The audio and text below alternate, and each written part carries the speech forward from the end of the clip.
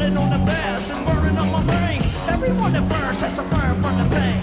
Hey, I think about them days my girlie ran away with my pain when fellas came to play. But now she's stuck with my homies and she fucked. And I'm just a sucker with a lump in my throat. Like a chump, like a chump, like a chump, like a chump, like a chump, like a chump, like a chump. Should I be feeling bad? Should I be feeling good? It's kinda sad that I'm the laughing stock of the neighborhood. You would think that I'd be moving on, but I'm a sucker like I said. Fucked up in my head, maybe she just made a mistake, and I should give her a break. My heart will ache either way. Hey, what the hell? What you want me to say? I won't lie, bet I can't deny. I did it all for the lookie, so you can take that cookie, stick it up, yo, stick it up, yo, stick it up, yo, stick it up, yo. I did it all for the lookie, so you can take that cookie and stick it up, yo, stick it up, stick it up, yo, stick it up, yo.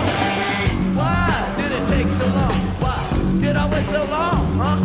To figure it out, but I did it, and I'm the only one underneath the sun of it and get it. I can't believe that I could be deceived about my so-called girl, but in reality, had a hidden agenda. She put my tender heart in a blender, and still I surrendered. Like a chump, like a chump, like a chump, like a chump, like a chump, like a chump, like a chump. Get up! I did it all for the lookie, so you can take that cookie, stick it up, yo, stick it up, stick it up, yo, stick it up, yo. I did it all for the lookie, so you can take that cookie, stick it up, yo, stick it up, yo, stick it up, yo, stick it up, yo.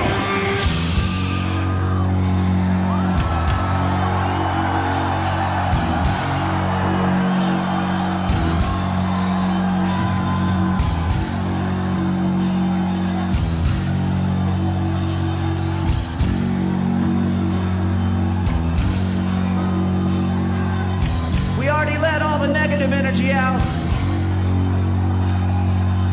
It's time to reach down and bring that positive energy to this motherfucker. It's time to let yourself go right now, because there are no motherfucking rules out there.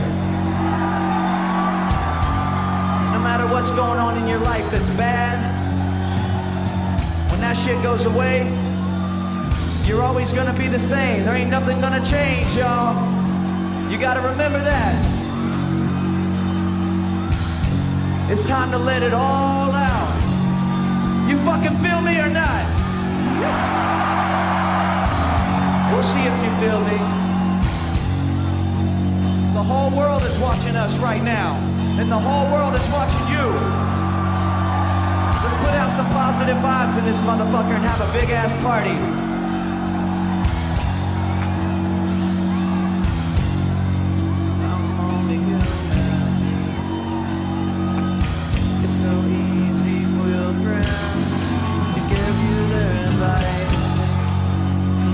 Tell you, just let it go. It's easier said than done. I appreciate it, I do, but just leave me alone. Everybody put your hands up and keep them up. Are you ready? Just leave me alone. Nothing gonna change, you can go away, and I'm just gonna stay here and always be the same. Nothing gonna change, you can go away, and I'm just gonna stay here and always be the same. Nothing gonna change, you can go away, and I'm just gonna stay. I did it all for the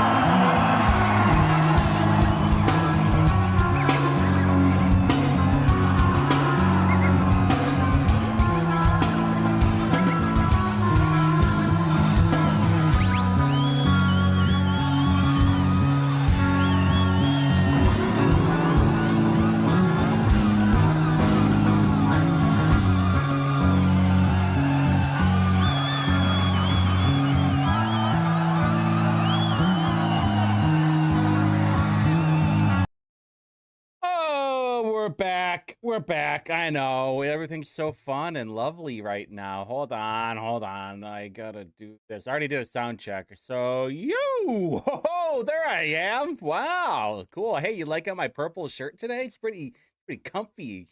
I used to wear it all the time like 2 years ago, and then I just stopped wearing it because it was a little gay. Not doing any of that gay stuff, which we're going to talk about here in a little bit, though. But everybody that's in the chat right now, make sure that you're hitting like. Hold on, let me make sure that this is biggity bam, biggity boom. What the hell is that? Cool, I guess. Who the fuck is in the chat right now? Hold on.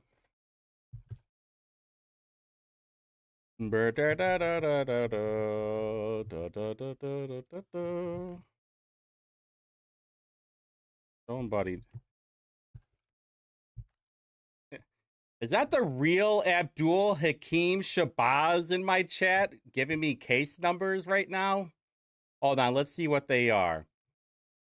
I don't know. Also, I don't give a shit. What the fuck? Here, you know what? Yeah, that boy.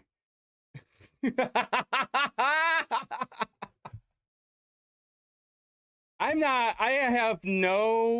have no interest of that guy being in my chat at all. All right. I don't care about your case numbers. If you want me to talk, hey, tell you what, Abdul, if you want to talk about your case numbers against Hagar and Schmitz and Whitley and Waters and Gabe, why don't you just, yeah, we're not having any part of that. Tell you what, if you remember, like, not long ago, and I made a video about this, about how we were supposed to have a debate, and then he didn't want to have the debate anymore. When you're ready to have a debate with me face to face, I won't kick you out of the chat. How's that sound? I don't care about your stupid cases. I mean, here, let's look at one of them. Let's look at one of the exhibits that you had filed, because I think it's very funny. Let's see, Exhibit 0. Here, let's look at one of them right now. Here, okay, so this is Exhibit O, right up. Oh, hold on, you can't see it. Exhibit O, right here. And it says, Dear Turd Blossom, I did not falsely assert anything. Yeah, we're not having any part of that. You're not going to be part of the chat until you're going to talk to me face to face, and you had your chance like a week ago. If you want to be part of the chat, talk to me like a man. Okay, it's that simple. All right, so everybody in the chat, make sure that you like everybody that enjoyed me kicking Abdul out of the chat. Make sure that you hit like. Everybody once in the chat if you really like to be kicking Abdul out of the chat, because I don't have any time for this nonsense. I think all the cases that he introduced. Okay, here. I want to. If you want. Actually, no. I'm not even giving him the time or day. I'm going to pull a Rob Kendall here. I'm not even going to talk about any of his cases. I think they're so funny. Yeah, here's what it is, Ducky. All right, so who's in the chat? Ducky, Kiff, Strongest Soldier, Drew, Steve, who else? Jonathan Wallace is in the chat too, I see. I see at the very top there was a Jonathan Wallace. Let's go. It's so funny. If you want to go and see them, they're in my case. All right, so let's start off with the Hey, Drew, message everybody and tell them that I just kicked them out of the chat. Hold on, I'll message them right now. Or before we get started. He wanted to be a tough guy, but he couldn't even talk. He wants to be such a tough guy, but he doesn't want to talk to me face to face. He knows the best way to get a hold of me.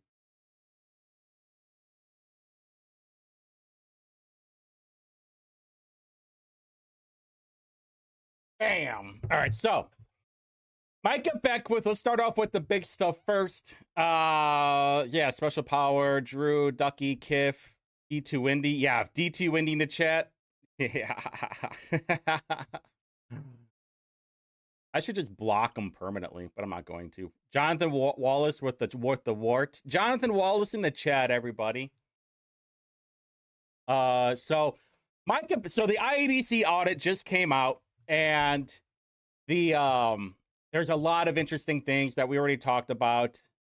One of the things that have annoyed me the most is the fact that Micah Beckwith has said nothing at all. And if Beckwith wants to go in the chat and talk about it, he's more than welcome to it. If Beckwith wants to email me or talk to me or message me or whatever, he has my phone number. And if not, there are multiple ways for him to get a hold of me. I am not afraid to talk to anybody face to face, unlike some people. So, who was it? It was Who's Your Truth. Who's Your Truth posted this whole screenshot between a conversation between him and Beckwith from a while ago, or some of it was not that long ago, and some of it was not that long ago. From looking at the screenshots, like one of them showed from like September 18th. I don't know if it was like September 18th, and then like the conversation keeps going, or what is going on. So he where is it? There it is. Okay. So he has this whole conversation, and then Beckwith goes on and says, nobody in elected office has spoken out more against the corruption of the IADC, more than me, but if Bud Winfrey, a.k.a. Who's Your Truth, is your leader of protecting farmland against the hostile leaf takeover, you are all in serious trouble. All he does is complain like a loudmouth on X. He should actually get off his butt and run for local office instead of shooting arrows at people like me who are trying to help. And if I sound frustrated, I am. Conservatives are the best when it comes to eating their own. Bud is a living proof of that. Find a new voice, Boone Count. You need one.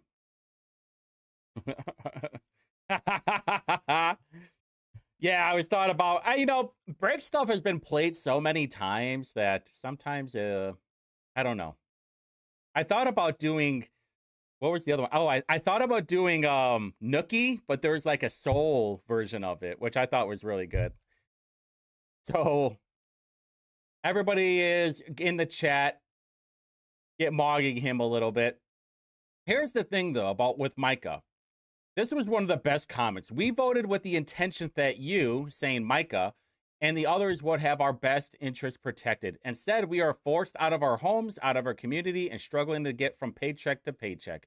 We will remember all of this when it comes to time to vote again. And it's true, 100% true. Because if you go and look, and you look up through Micah, and then you look up through the search column for the IADC, you know what you're going to see? You're going to see that the last time he's really talked about the IADC is back in May. Before that, all he's done is talked about the agriculture side of it.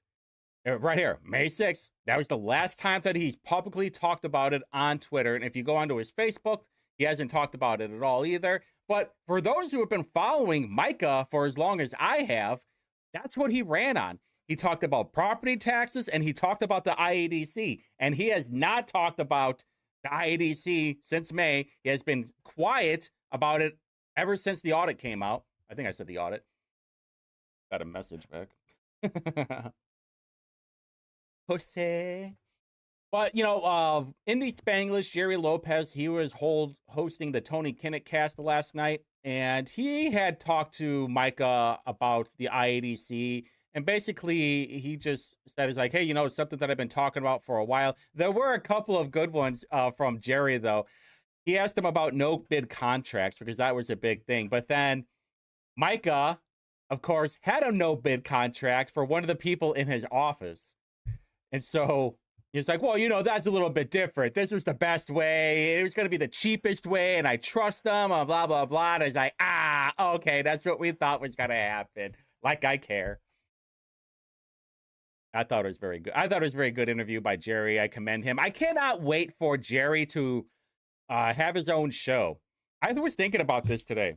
What if Jerry, because Ethan Hatcher has a show from 7 to 9 on Saturdays. What if he did like the 2 hours before that, or the hour before that, or even the hour after that? I don't know if like WIBC has it where there's a limit on like, we're not going to have talk shows after X amount of time, but I think Jerry Lopez deserves his own show. Everybody should be on the Lopez train. It was really good. So I know that some of you are probably here. I'm looking at people in the chat right now, and I'm thinking to myself, I wonder if any of those people are the ones that were watching the show last week and then talked about and then had the Indy Star article 4 days later. So if you guys remember, last week I was talking about, which you can see it, by the way. Hold on. Right here, October 4th. This is Brad Chambers. Right there. I talked about Brad Chambers and how Peer Development had linked with them. Barbara in the chat, let's go. And yeah, I'm still trying to figure out how Jerry doesn't have his own show. Well, I'm slowly finding out actually why he does not have his own show. Yeah, Ethan and Guy. Yeah, that's a good point, Ducky. Guy Relford has a show too. But I am slowly starting to figure out why Jerry does not have his own show. It's not, and it has nothing to do with Jerry. So then 4 days later, after I talked about it last week, and most of my OG followers, they were watching it, and I talked about Brad Chambers and Peer Development, and then the lawsuit, by the way, that Peer Development has, which is basically winding down operations because there's a big internal feud. And then, of course, actually, we got to do the Briggs thing too. And then, millions in no-bid contracts went to company with close ties to former IADC Brad Chambers. And they talk about, like, literally everything that I talked about, how Peer Development, and basically what they were doing, they were getting IADC contracts for site development. And then it even talks on here. Meanwhile, Chambers from Buckingham Companies have been building a mixed-use redevelopment project, which I talked about in Carmel. And the reason why this is so important is because Brad Chambers was the IADC captain at the time, the president, Secretary of Commerce at the time when all this stuff was happening. I really didn't think this was going to be a big deal until Indy Star brought it up. Like, there's a bunch of stuff that I look at, I'm like, that's not really that big of a deal, big deal, right? And then not long after, there's like, people talk about it. It's like, oh, if that's what you wanted to know, there's plenty of stuff like that going on. I thought it was funny. It was no hard feelings. And hey, Indy Star people, just to let you know, there's no hard feelings. I thought it was funny. I wasn't really upset about it. Sarah had actually messaged me about it, other than another person, and then we kind of talked about it. It's like, it is a little bit, it's a compliment, really. And then James Briggs. So Rob Kendall. Okay. So Rob Kendall, he posts on there as like, for this Indy Porter for the Sagamore, no more valuable member of decent society. Then Briggsy over here, the skinwalking dead eye son of a bitch, he goes, it'd be good if they stopped stealing our content. And then, what are we stealing? What exactly are we stealing? And he goes, article is archived to bypass the paywall. It's not stealing.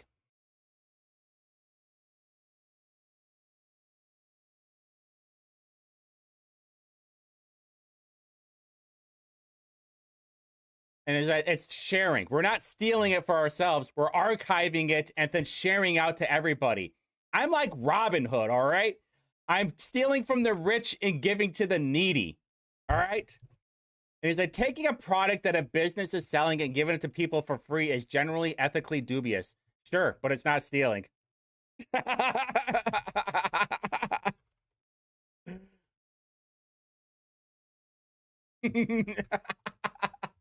Eat shit, you fucking crybaby. Yeah, they're just mad, that's all. This is what I've been slowly figuring out about all the people on the traditional media, is they're mad because we don't have any rules.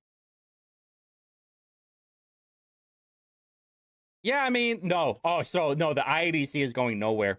And it's because of the Ready grants. And now it's like totally confirmed too. I don't know. Do you guys want to talk about it? Oh, hold on. Okay, so I think, Steve, you know about the Ready grants. And what's going to happen is this whole quantum corridor is all starting to make sense. And the quantum corridor was part of the Ready. Where is it? Where is the link? Right there. Yeah, see the Indiana Ready. There was a Ready quantum corridor will create the first coherent communication network in the state of Indiana. The network is designed to be a quantum ready. Now, there was a quantum bill that was passed this year, and it was for sales tax stuff. Let me look it up real quick. And from what I am starting to understand is the quantum thing is going to be a huge deal. And when I was watching the committee meetings, they actually brought up, yeah, here it is. So there was an interview with Braun, and they talked about quantum corridors during the interview, and he signed a bill that amends the state sales and use tax exemption for data centers to include projects for investments in a quantum computer research. Oh, yeah, it's so deep. Advanced computing and defense infrastructure network. Now, what was the key here? Defense infrastructure network. This is going to be key right now, because this is going to open up the quantum corridor for defense. And even during the committee meetings, Ed Soliday specifically brought that up, was about defense. This is going to be very important in the very near future. I can promise you that. I can't give any more information than that right now. But yeah, oh, it's AT&T. Yeah, I don't know how deep it goes for AT&T, but all right. So second off, all right, moving on though, boys, listen, we can't have it. We can't have this cuck behavior from elected politicians. Senator Freeman, I don't know who that is, but Senator Freeman is doing the most common feminine pose. You are not allowed to lean into your lady, okay? The lady must lean into you. You must show power. You must show who runs the house. This kind of cuck behavior is not allowed. We're not doing it, all right? If any of you elected, by the way, if any of you elected officials out there, if I see you doing this, I will call you out. We already did it on Facebook today. Speaking of, hold on, is this it? Speaking of Steve, so Steve Stuck, make sure you give him a follow. Steve_Stuck, great follow, great information. He talked about the Downtown Indy Alliance released their survey of Indianapolis residents who live downtown. Only 57% of the respondents feel safe downtown. 53 say it's clean, which tells me what? Almost half, 47% of people do not think it's clean then. Which it's really funny, because if you look on here, it shows there's a 1% increase for safety compared to last year. Like, wow, look at us. We went up 1%. But, 43% of the people don't think it's safe.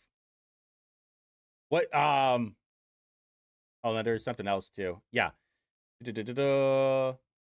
So, if you guys don't remember, there was a bill that was passed, I think, at the end of 2024, in the session of 2024, and then it got changed in 2025.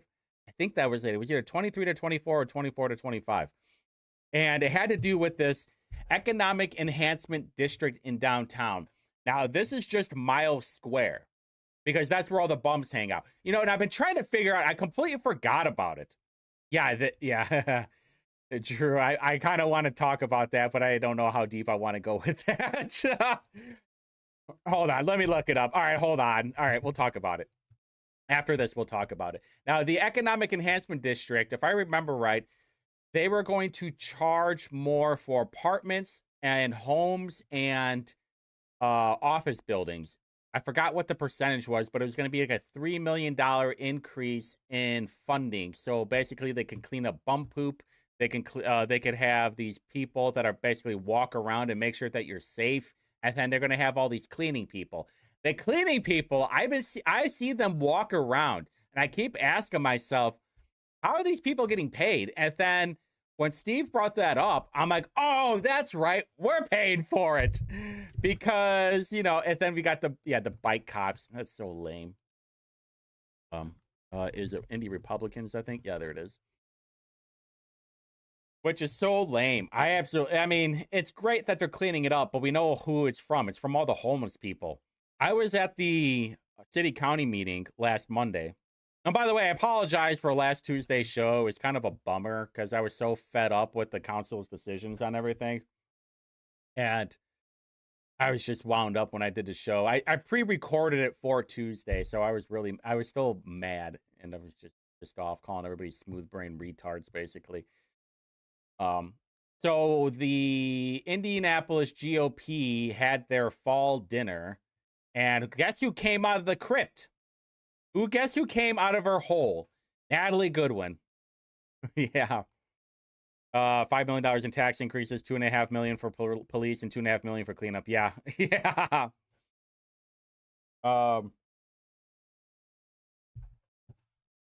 Yeah, that's the one I'm actually going to talk about, Drew. So hold on one second.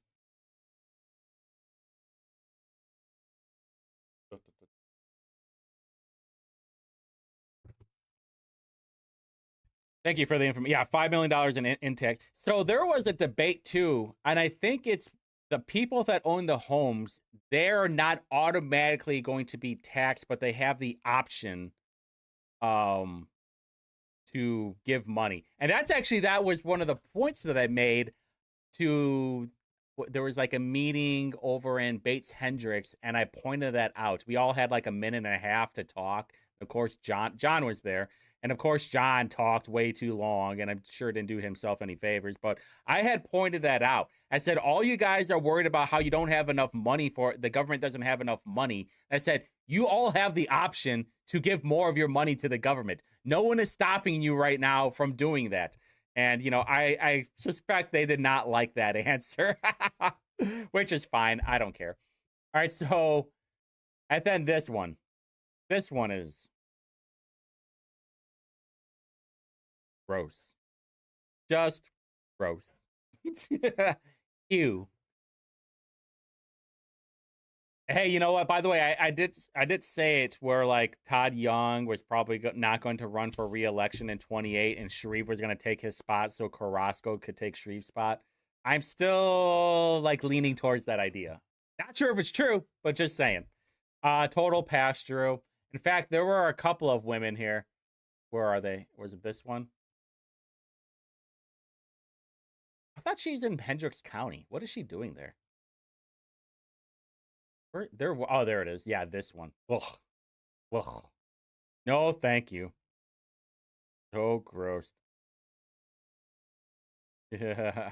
I think there's a pic somewhere out there with me and Shreve actually, D2 Indy, when he was running for mayor. Because I was going to by chance, I was going to all the events that he was going to, not because of him, but because I was helping a candidate that was running for council, and we magically ran into each other. But you know what, though? Shreve's wife. Now, Shreve's wife is a firecracker, for sure. I mean, she is like a blue chip, for sure. You! But this is like all aboard the pass train. Okay, so I don't know who that is. Okay, so we got Becky Bechtel. I don't know who that is. Elise Nishala, Natalie Goodwin, Whitney Peterson, who I'm still confused on what she is. You know what that means. Savannah Kernstein, no idea. And I think that was the one that we were posting about. I forgot what it is, Madeline or something. Forgot what her name is exactly. The only reason I know is because she's the tall one. She's like 6'1" or some shit. So, they all had their asshole get together last night or the night before, whatever it was.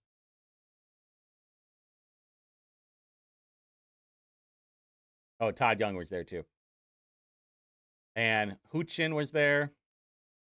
If you guys have ever talked to Elise Nishala, she talks like a fucking robot.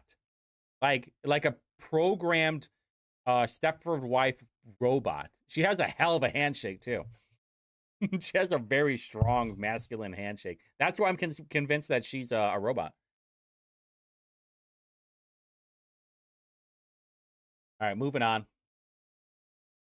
All right, speaking of dumb shit and poopy pants on the wall, the Chicago mayor, BJ, Brandon Johnson. I've also said for the last couple of years that the extreme right in this country refused to accept the results of the Civil War. They have repeatedly called for a rematch.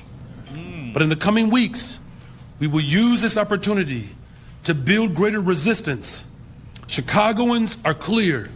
Militarizing our troops in our city as justification to further escalate a war in Chicago will not be tolerated. The past. Wow. So Democrats are like, we want to be back in the Civil War. Gee, it's so weird how black Democrats are having figured out who won the war and who freed the slaves. Spoiler alert, it wasn't Democrats. And it's almost, I was thinking about making this joke. It's like, boy, it's almost like blacks want to be slaves again. It's so weird. I don't get it. It's like, we want to go back to those days. I'm like, going back to what? Where when you were slaves? I don't get it. I'm confused. Brandon Johnson is a big old dipshit. Yeah, I'm tired of, hey, you know what, Matt? You're not the only one. I want a real person in there.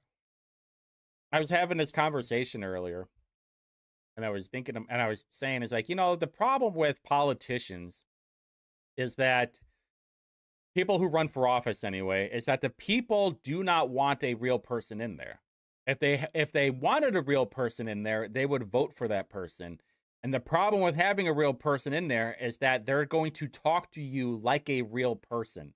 They're going to be cussing. They're going to be drinking. They're going to be fighting. They're just going to tell you exactly how it is. But for the majority of the people, they do not want to be told what it is. They want to be lied to. They want to have their fart box tongue punched. That's what they want. They want to be liked and cuddled and given plates of food and saying, you know what? I really like you. You're the real hero, or whatever bullshit answer they want to give you. Me, I'm not. Just tell me what your opinion is on this, and I'll decide if I like it or not. All right, so speaking of bad decisions and real people, the Mark Sanchez video has come out.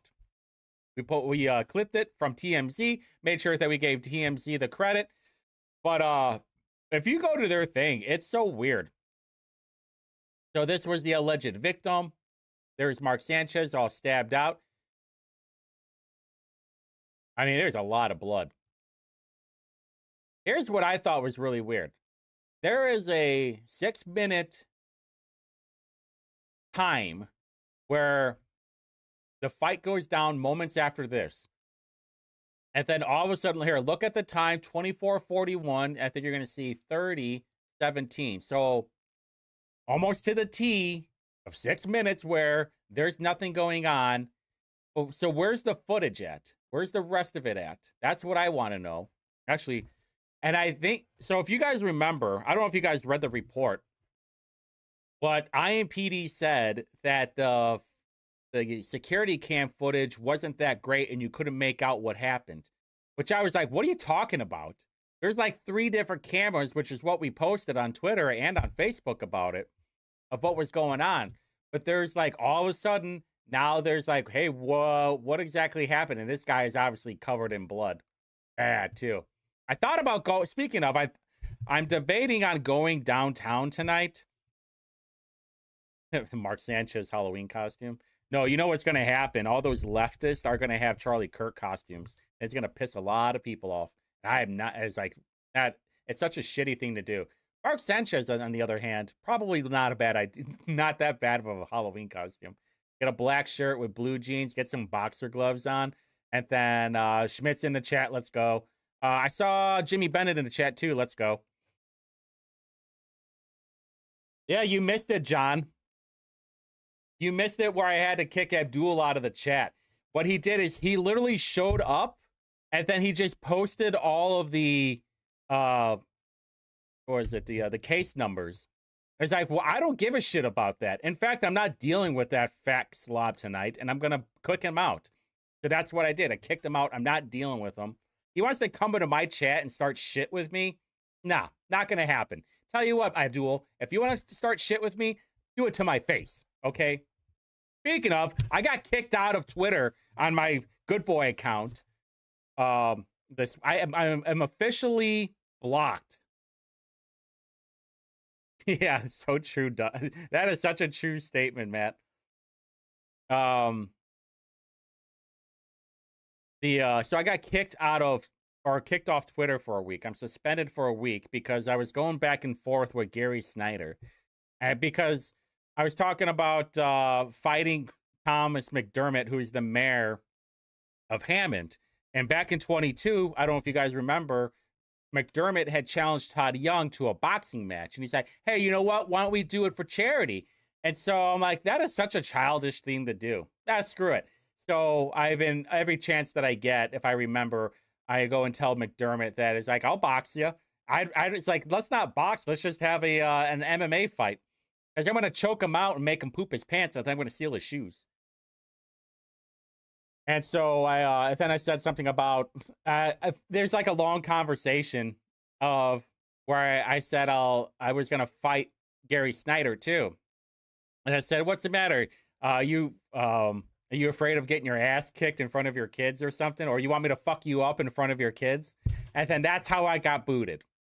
Out of all the things I get booted for, it's that. So for 1 week, I am not allowed. That's why I'm really surprised that Steve was able to get into the chat. Was specifically because of that. Like I couldn't share the link on Twitter. So things happen. So if Thomas McDermott wants to fight me, I'm ready for it. If that fat slob Gary Snyder wants to fight me too, I'll fight him too. His fucking wife has got a bigger cock than she does. Because she's going in there with the Bo Bay stuff and saying, yeah, get the shoes before he poops. That's true. All that leakage might land up into his Skechers. All right, so if you guys did not know, there is a charter school. It was, right? D2 Indy going as R.N. Franco. It was really amusing. So there is a charter school that keeps suspending students, which I think is totally based. I have been on the hill screaming this idea for how long? I said the only way that you are going to solve all of this is that you got to kick them out. You got to suspend them. You know what? I've been saying this forever.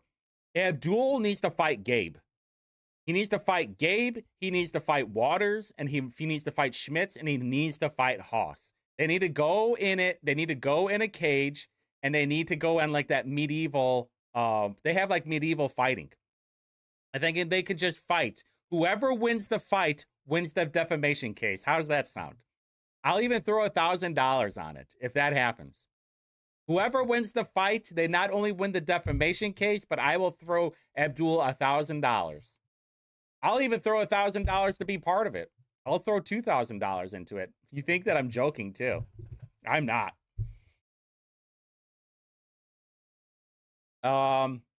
Yeah, so what they're doing is like, if you're going to be a problem in class, if you're going to be a problem, this is what's really funny. Where is it?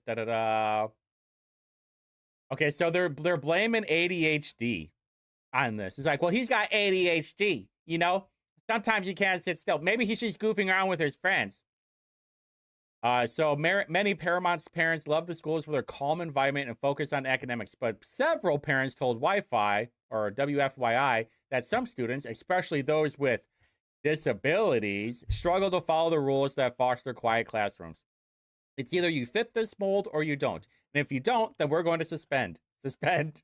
And record school staff has said they don't believe all of Levitt's misbehavior is related to his disability. And this is what the excuse parents constantly do. As they're like, you know what, though? Yeah, they can choose weapons, true. Yeah, you know what? He's just getting a little bit rowdy. He's just a kid. And where does all this rowdiness stem from? It stems from bad parenting. Every single time, I might add you. Every time, they're just like, all you have to do is chill out, pay attention to the teacher, do your homework. And if you have any questions, raise your hand like a civilized adult. And what do? Nah, I don't want it. Hey, you got a disability. You got the ADHD, HD, whatever that thing is, where they get all rowdy. It's all that sugar, you're eating the Cheerios with an H at the end of it. And it's just, it gets them all rowdy. That's all. What was it? There was something with like friends. Yeah, there it is. It often feels Levitt, who is in 8th grade, like he's being unfairly punished. Take an incident last year when he was suspended for wrestling with a classmate. It felt like I was getting suspended for just playing around with my friend. Well, did that friend want to have a wrestling? Did they want to goof around? Because there's probably a very good chance that they did not. And your hey, I was just wrestling with a classmate means like, no, you were trying to wrestle that person for no reason, probably guaranteed of what was happening. But anyway, based, this needs to happen in every school, every charter school, every public school. If you're going to be a rowdy little shit, you're out.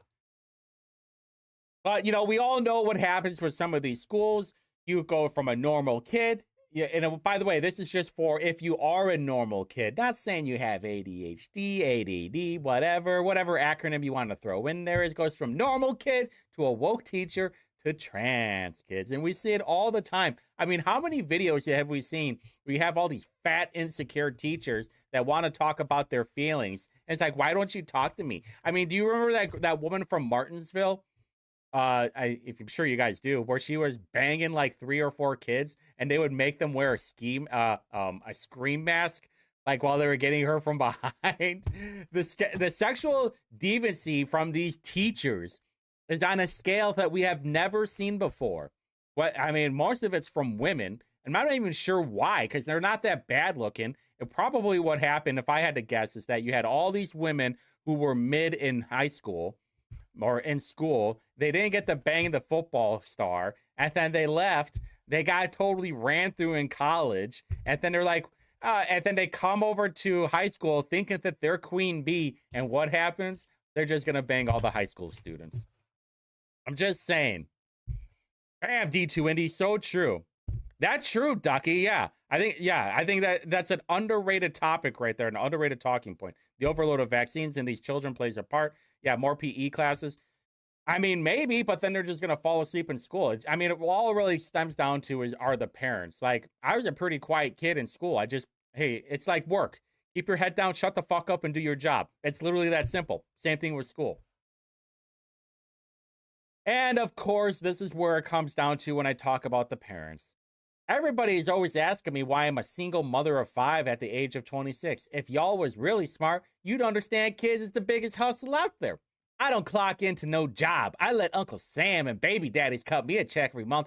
5 kids equal 5 bags.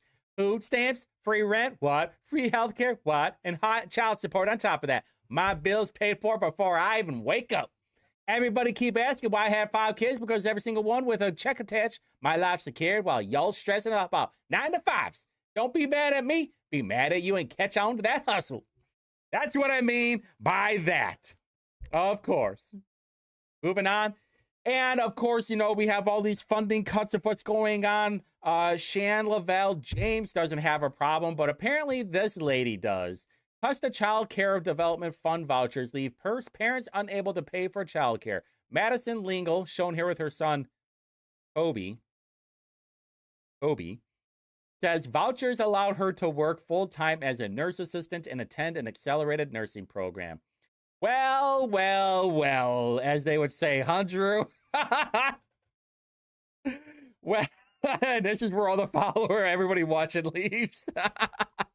Yeah, the diets are crap too, and that's the problem when you have all these single moms on shit vouchers.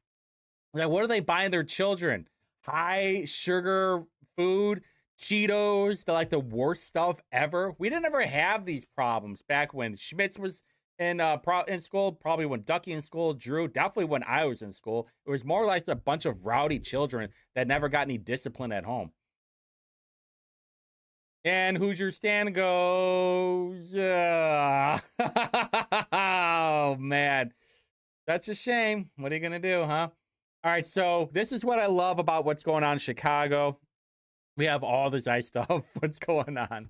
In Chicago, 4 vehicles, the Senate, and 8 ICE agents moved in to kidnap a child. She screams, "I'm 15," as ICE yanks her from the car and kneels around their neck. This is not about immigration enforcement. It's about terrorizing Americans. Well, last I checked, an illegal is not an American. I mean, you can even make a case where even people with a piece of paper are not American, especially first generational immigrants. This is really funny. I mean, the comments on here are tremendous. They are reuniting her with her family. Oh, look at a crying child. We must throw away civilization. If she's here illegally, she can go be in 15 minutes in Mexico. Oh man. I mean, it is really, really good. Big or small, deport them all. You know, I had a conversation with somebody today, Thursday, and they were asking me like, "You're a staunch Republican, right?" And like, I mean, sure. Like, well, what do you think about what Trump is doing right now? It's like, what do you mean? Which part? I mean, there's so many things. What are you talking about? You're gonna have to be more specific. She goes, with National Guard. I'm like, well, what do you? They're not arresting people if that's what you're asking. He's like, have you not been paying attention? I'm like, who are they arresting? They don't really have the jurisdiction. Last time I checked, to arrest anybody. I think it was in Memphis or Washington D.C. I mean, are they arresting people? If anybody in the chat wants to help me out, go ahead and Google it for me. Are they arresting people? And I'll say, oh, I was wrong. But last I checked, they weren't arresting anybody. All they were doing is helping out where they needed help. And I've said this for a long time, and I even said it to her. We need this as a deterrent. I always said if I were to become mayor, one of the first things I would do is call in the National Guard. No, not Sid. No, it's a woman. Even though Sid could be a woman. No, Sid still has this blocked, though. Oh. Game night. Game night for Spiro. Let's go. Okay, they are just guarding. Thank you, Jimmy. That's what I thought. They're like, it because it reminded me of COVID when they were in downtown and then the riots were going on, because I would drive around downtown all the time and they weren't arresting anybody. They were there to like keep the peace, basically. Like, we're going to push you out of the way if something's going on, like riot control. They're not arresting anybody. They don't really have the power to arrest anybody. If anything, being detained. But you can't, being detained and being arrested is completely different. The reason why I like the National Guard is the same reason why you have a security guard in front of a building. It's being used as a deterrent. And right now, places are on fire. Not literally, but when you have all these people, when you have people like Ryan Mears, or the courts like Mark Stoner or Jennifer Prince Harrison, when you have these people that are going to say, we're going to give someone a 2-year prison sentence for killing 3 people, even though Ryan Mears gave that person a plea deal. When you have women that have to be, Johnny Wallace, when you have to be afraid of getting raped on the Monon Trail, that's a problem. When you have somebody that has been arrested 99 times, even though most of them were for criminal trespassing, but then they stab somebody, that's a problem.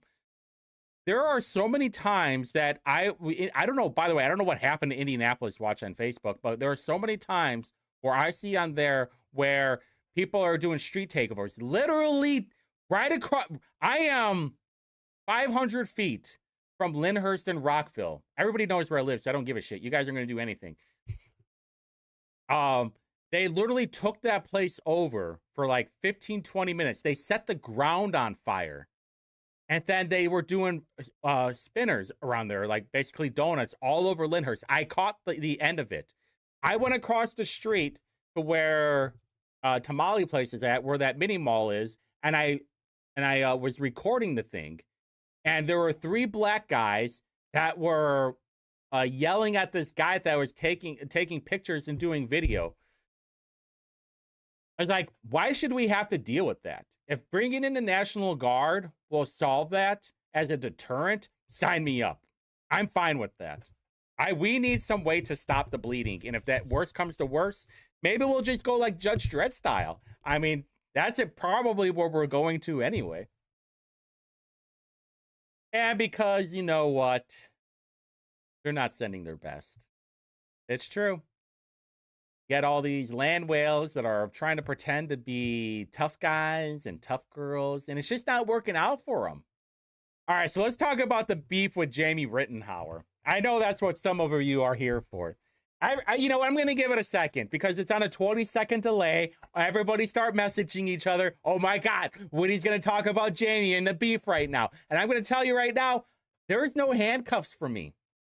I have a huge problem with all this. Because there is no reason for it.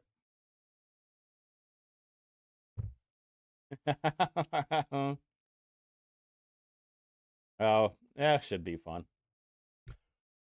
Oh, yeah. I think it's up now, right?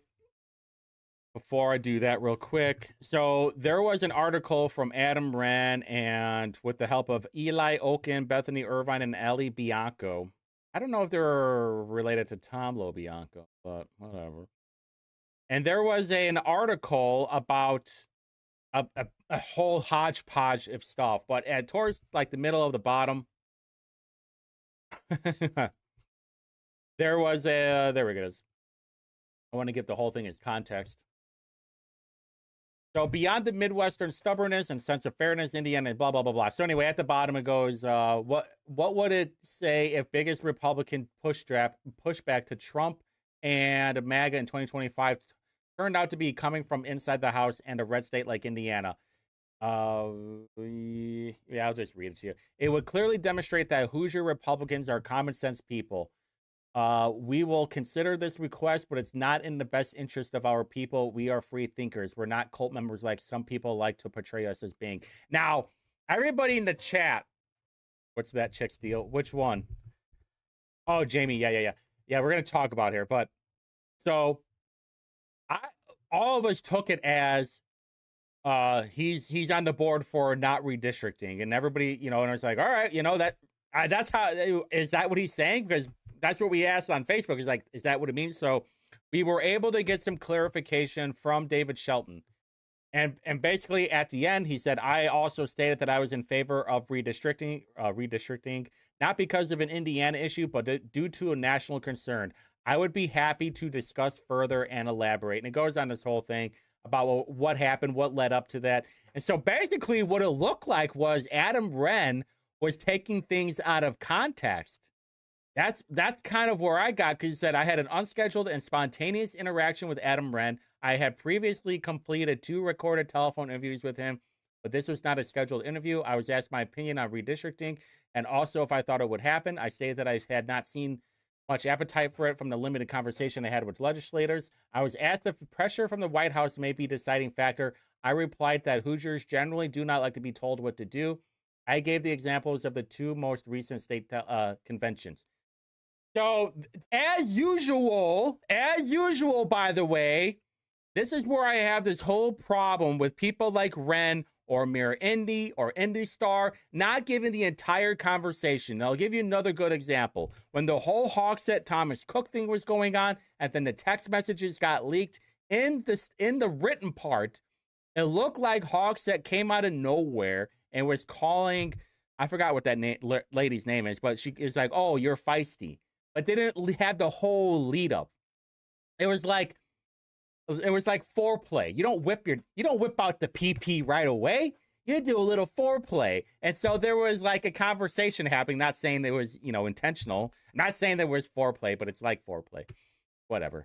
And then towards the end of the conversation, he was like, oh, aren't you feisty? And then that's how that whole thing up. But context matters, all right? The whole story matters. Not, hey, he just whipped it out. There was a journey to him whipping it out.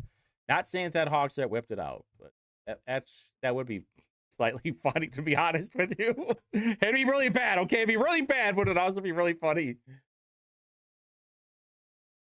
Yeah, right? That's a perfect way of saying it, D2 Indy. Adam Wren put his own spin on it. No shit, never saw that coming. Yeah, that's how I kind of took it too. Like he was making it look like the person who was running for Secretary of State was not in fan of redistricting, but turns out he actually is. So anyway, let me tell you the lore between this Jamie Rittenhauer and Whitty beef / Indy reporter / Rob Kendall. Yeah.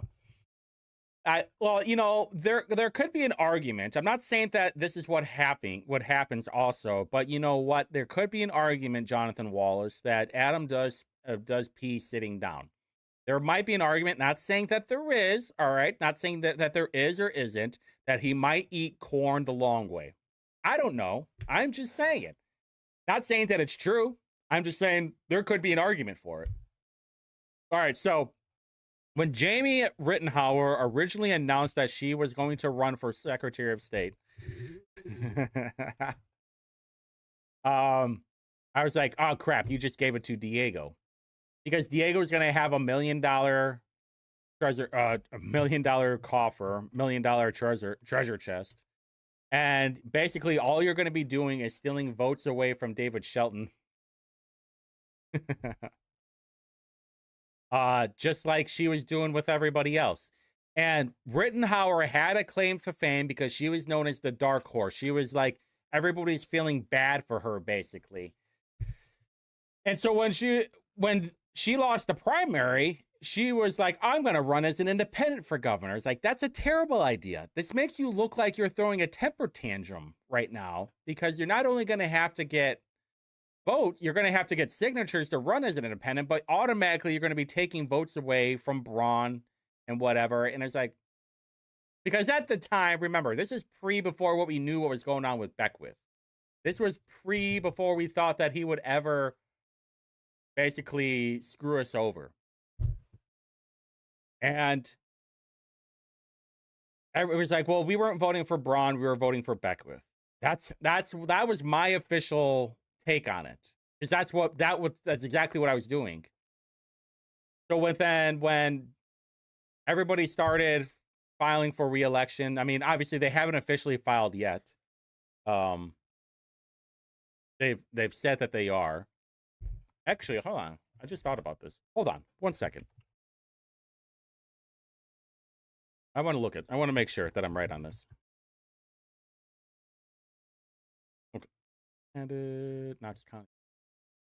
Okay, so there's a CFA one. Okay.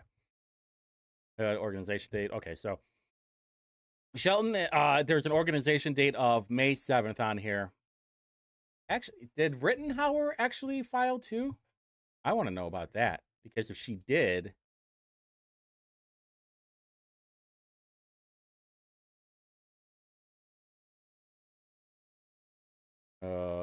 it's an exploratory. That's what it is for Rittenhauer.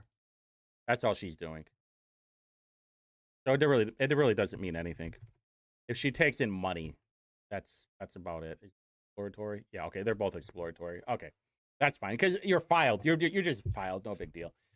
I'm sure Shelton can fill me in with the rest. All right, so yeah, she really did. I mean, Jimmy, that is well said. She tried her best to run on Micah's coattails when she was running for governor, and it's true. I mean, basically, they were all doing all the same thing. And we all knew she wasn't going to win. The fact that she got more votes than Curtis Hill was basically what set her apart from everybody else. That was her claim to fame. She didn't get in dead last like Curtis Hill did. And Curtis Hill will basically never be able to run for anything ever again. His political career is over. Even though he won that whole court case. Well done to Curtis Hill. And I heard so many stories of how that whole thing went down. I mean, I'm sure they're all true. So now Jamie Rittenhauer is running for Secretary of State. And my biggest bitch and my biggest argument for her that she needs to drop out, which I've told her a couple of times, not personally, obviously, was you keep posting things that have nothing to do with the office. And my biggest problem is that. And I told this to somebody today at one of I think it was a Tea Party meeting. I said, you want to shill for Trump? Fine, go for it. You want to run for Secretary of State? Fine, go for it. But you can't be posting things that's nothing but Trump I'm not going to say propaganda, but like nothing but talking about how great Trump is, how great the administration is, whatever's going on, and have zero talk about the Secretary of State office. And if you're just not going to talk about the office, at a minimum, you have to talk bad about Diego. That is my biggest problem with her. And so if you can see down here, all she is doing is posting Trump stuff, Turning Point stuff, Trump stuff everywhere. And she keeps talking about Indy Reporter too. I think she wants me. I think that's all it comes down to. She just wants me. She wants to be like Indy Reporter. She just wants to be known for something. All right, so on here, there was an interview with her talking about if she wanted, I think, what was it, about ballot initiatives. And she goes, DeSantis as well. Hold on, let me run it. She goes, she basically has a drawn out answer that she supports ballot initiatives. This was Jacob Stewart when this is when she was running for governor. Then she retweets it and it had this whole Dickens novel, which I'm not even gonna read. All right, and then she goes and posts October 8th, interesting strategy from Indy Reporter and other grassroots gatekeepers opposed to my Republican Secretary of State candidacy. Attack the candidate you won't interview while promoting the ones you do. Bold journalism, truly groundbreaking stuff. First off, I'll interview you if you want me to, but I'm not going to interview you because you're not a serious candidate. And I've said that since day one.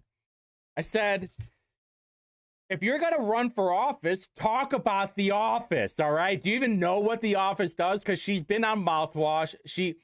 Rob, which is funny, he's catching a bunch of strays right now. He got blocked allegedly. And he propped her up, like majorly propped her up when she was running for governor. And as far as I know, I don't know if this is 100% the truth, if Rob wants to fill me in, is that he's telling her, you need to attack Diego all the time, which I don't think is a good strategy. You could attack Diego whenever he does bad. But then she talks about Indy Reporter here. She talks about this Hoosier mandates, which, by the way, has nothing to do with the Secretary of State. And then she talks about Indy Reporter again. Here it is. Yeah. And this is where she blocked us. This was yesterday. This was Friday, the 9th. Yeah. Or the 3rd, whenever it was. Friday. I was asked why I said Rob Kendall and Indy Reporter are hypocrites with the recent dealings with my announcement for candidacy for Secretary of State. See my receipts. And then what does she do? Blah, blah, blah, blah, blah, blah. That's what blah, blah, blah, blah, blah. More blah, blah, blah, blah, blah, blah, blah, blah. Dude, we're not going to read all of that. Are you crazy? Like, are you legitimately crazy? That's what I want to know. And I told John, next time she's going to be a guest on Mouthwash, I want to be a panelist. Because she has some major explaining to do. And try not to do this Micah Beckwith 5-minute monologue that he likes to do. Short and sweet. Short and sweet. That's all you got to do. Nothing. She didn't say anything bad about Turning Point, just chilling for them. That's all. And by the way, I didn't read any of this crap. It's basically, they talked bad about me, so I'm going to block them. But she didn't block us on Facebook. She only blocked us on Twitter, which was very weird. Let's see. You've been at this for close to a year, and I land more hits on this guy in an hour of my radio show than you have your whole campaign. No one holds Diego accountable. Which, I was fine with that. Judicial, yay or nay? I don't know about them. I used to follow them, but then when I got a new account, I did not follow them because I was trying to limit the amount of timeline slop that I had. And this is 100% true. We would rather see you drop out of the Secretary of State's race so it's not an automatic win for Diego, which that is 100% what is going to happen. But I think her actions that has been going on the last couple of days, she has lost some major, major support.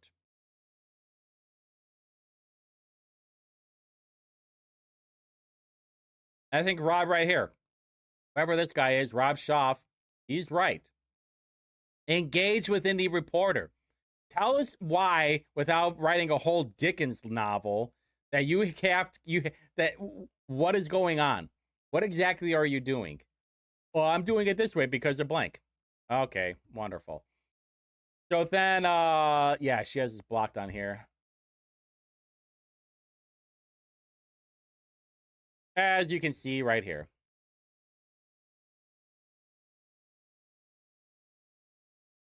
You go ahead and check. Oh, this is what I wanted to talk about. I think Matt over here seems like a good guy. He totally gets it. People that know me know I don't like petty online squabbles, and they know I work really hard and make a lot of sacrifice for zero credit or money. But since TV for Life has why I stated Indy Reporter and Rob Kendall are hypocrite, here's my dick and look at this whole write-up. Look at that whole write-up. I'm not reading all that, by the way. That's total. That's eye waterboarding. That's eye torture. Why should I have to read that whole thing?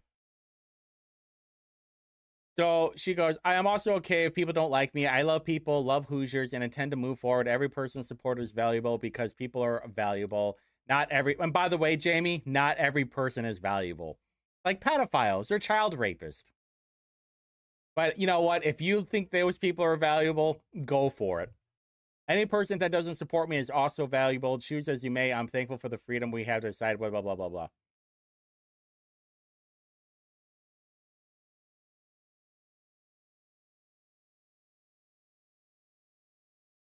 Yeah. I simply wonder if blocking them doesn't give off Diego-like vibes because you won't answer the questions. Who paid for his trips? If you feel the need to block me or question, so be it. Yeah, I like this part. I don't see it that way. I set a boundary. It's sending ripples through the water. It's no biggie. I'm here for it. Yeah. Sending ripples throughout the entire water, letting everybody know that you're pulling a Diego. Diego has his block too on his personal account. He's not allowed to block anybody on the government account. For a time though, he was not allowing comments like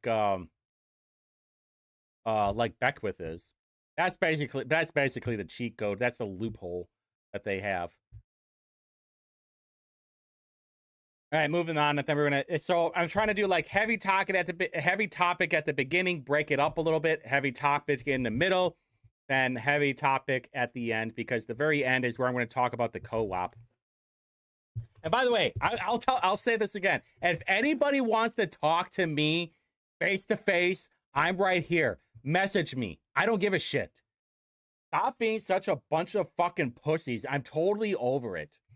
All these elected officials are nothing but a bunch of twats. They just want to hide behind their insulated bedpan and then talk crap on the internet. Passive-aggressive women is all they are. Femme-coded, as they would say. I saw this one because it's like I think there's a week of like banned book week, and then there's ALA. Yeah, because this is from the Indianapolis Public Library, right there. Oh, hold on, right there, Indianapolis Public Library. ALA Top Challenge Books of 2024. Yeah, I agree, David Waters. I agree. And this is why I've always said, if you're going to do a defamation case, you have to have mutual combat first. You are not allowed to sue anybody for defamation until you have officially accomplished mutual combat. In fact, if there's a death, that'd be even better, because then you don't have to worry about it. I'm just saying, a lot of things get solved out of violence.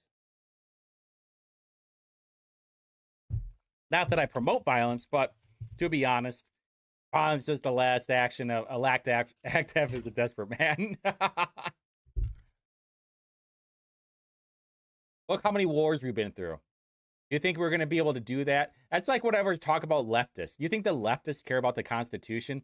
You think they're going to show them a piece of paper and be like, hey, according to this, hey, you're not allowed to do that. Last time I checked, murder was illegal, but it still happens. All right, so ALA Top 10 Most Challenged Books of 2024. Genderqueer. Wasn't this the one that Micah was talking about where they're giving a blowjob in the book? But the Indianapolis Public Library showed this as one of the most challenged books of 2024. All Boys Aren't Blue. I don't think Brad's in the chat. You might want to message him. A lot of gay stuff. A lot of gay stuff. Hate to say it to you. The Perks of Being a Wallflower. What's this one about? Wasn't who was that one goofy chick that dated Aaron Rodgers? Wasn't she in that movie? Let's see. The Bluest Eye. 11-year-old black girl in America whose love for its blonde, blue-eyed children can devastate all others. Prayers for her eyes to turn blue so that she will be beautiful. Hopkins, meet 5 teens. They were walked from different. Is this like Sisterhood Traveling Pants or something? John Green. Anything with John Green sucks anyway. All right, lame. Anyway. back to the crazy stuff that's usually always happening inside politics. I'm waiting for. So I started going through the lobbyist stuff. If you guys remember, I think it was Indy Star. Was it Indy Star? Fuck it, I'll give credit to Indy Star anyway. Oh, that's who I'm thinking of. Okay, thank you, Matt. It was Emma Watson, the Harry Potter chick, or the chick from those wannabe Hunger Game movies. So I went through. I was having some fun with the lobby game, lobby information. Oh no! Actually, I just thought about this. Hopefully I saved it. I'm gonna be really upset with myself. No, I didn't. Why did I not save this? All right, I'm saving it right now. Lobbyist registration portal. Boom, right there. Okay, I'm not going to do that. Dude, I had an anxiety attack when I couldn't. I was like, there's so much good information in there. And I was like, I can't remember the link. And good thing I haven't deleted my cookies. Otherwise, I would have been in big doo-doo. Yeah, Ducky, so true. They encourage it almost. They treat their trans kid like some kind of luxury bag that they carry around. Do you remember the Royal Tenenbaums? Have you guys ever seen that movie? And Gene Hackman's like, this is my adopted daughter. That's exactly how they treat their trans kids. Like they're just using them as a as some kind of Chanel purse. All right, so back to this. I stumbled upon this, and there we go. I found that the Heritage Group, they're acting upon the Heritage Group, this lobby. They gave $3,900 in 2023. Look at all the Colts tickets. By the way, I had taken the names off. If you can't see the first name, it's because I took their first name off because they are related to that person. I am not a monster. Even sometimes I work for them. Sometimes I am a mercenary, and sometimes I have to work for monsters. I hate to break it to you. And then what was over here? This is from the Colts. They got sweet tickies in 2025. I thought this was really interesting that the Colts. That basically the Colts are giving their money. Sweet tickies from 2025 and 2024. You had basically all of the Democrats right here. And then you had Republicans right there. Oh yeah. Oh, do you want me to show you the portal? If you want me to show you the lobby portal, let me know. I will just spend a few minutes in there. All right, I already talked about that. Oh yeah. Okay, so this is very important. There are two things. And we'll talk about the lobby portal at the end if you want, because I actually want to do a little bit. I just want to have a little bit more fun with it.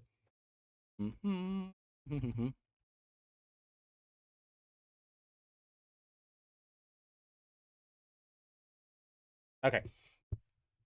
So Fortune had an article saying without data centers, GDP growth was 0.1% in the first half of 2025. Harvard economists say. We got here Jerome Powell right here. And in here, they talk about, let's see, technically his firm notes, investment in information processing equipment and software was only 4% of U.S. GDP for the first half of 2025. Yet it has also accounted for fully 92% of GDP growth over that period. This is the kind of gaslighting that they are going to be running on us very soon. They're already starting to warm up to it. They're going to throw these articles out there about, but think of the GDP. These GDP bros, where their God is money, the greenback. That is what they rely on everything to show you. It's like, hey, GDP, but how does that affect me? Just ask them. How does that affect my personal life right now? That's what I want to know. It doesn't, because whenever all these people talk about, California is like the fourth highest rated GDP in the country. Yeah, it's still a shithole. That's only because of the tech bros. That's it. If they didn't have those, you wouldn't have anything. And so it goes on here to talk about total capital expenditures. Now, a lot of the times they're talking about data centers. about the infrastructure, about the things that you're buying, about the manufacturing of it. And even in here on Unusual Whales, they show the AI bubble is the only thing keeping the U.S. economy together, Deutsche Bank has said. It's a bubble. I'm sidelined. What's holding the countries without AI together? That's what I'd like to know, too. I think the right should embrace eat the rich. Yeah, maybe for Wall Street, but for everyday Americans, the economy is a disaster and there are absolutely no jobs. That is totally wrong. That is 100% wrong. Where the fuck do you live? There are so many jobs in Indianapolis. Who went to sell NVIDIA stock? The economy. It's all computer. It's really funny because I've been talking about this for a while about how the data centers are going to get powered because it's all going to be based on AI and it depends on if it's a hyperscale, if it's a small one. Like I did not know that there was a data center right across the street from the new Elanco building over by me. And it's basically just like cloud. That's all it really is. It's not like this hyperscale data center that they're building in New Carlisle or Fort Wayne. Ah, Brad's in the chat. Let's go. We create nothing but content. So how many times have I said that SMRs are not going to be happening? Because what I'm saying right now, they are going to be a scam. I've been saying it for a long time. I've been saying that it's going to be natural gas that will be powering these data centers. They're going to have to build more natural gas facilities. The problem is they're going to be putting all their chips in SMRs. E85. You remember E85? How much of a scam that was? Everything was changed. The cars, the gasoline, the marketing for it. The only thing that E85 is good for now is racing. It's not really that great for everyday use. I mean, you can. If you guys don't know, like E85, the reason why E85 was cheaper, obviously because of the ethanol content, but also because it burned faster. So it was cheaper, but you were also your gas mileage wasn't that great. So you're using more of it. But going back to the data center thing, Ron was on Hammer and Nigel the other day, 2 days ago, and he brought up something very interesting. Now, listen very carefully. Listen very carefully. That's in the OUCC. Abby, she has already said no to, I think it was an AES increase. And by the way, I'd like you to reduce your rates. Appointed her because I knew she would do that. We're going to get 3 new commissioners, but that still means there are going to be places for data centers where you got the water. It's going to take 3 to 4 years to get enough electricity produced to run them. That would probably be natural gas. Boom. What did I say? He let the cat out of the bag. Ron said that it's going to take 3 to 4 years to power them because of natural gas. That is about the average time it takes to build a natural gas facility. Is it between 3 to 5 years? SMRs. It would take 5 to 7 years right now if we even had the technology.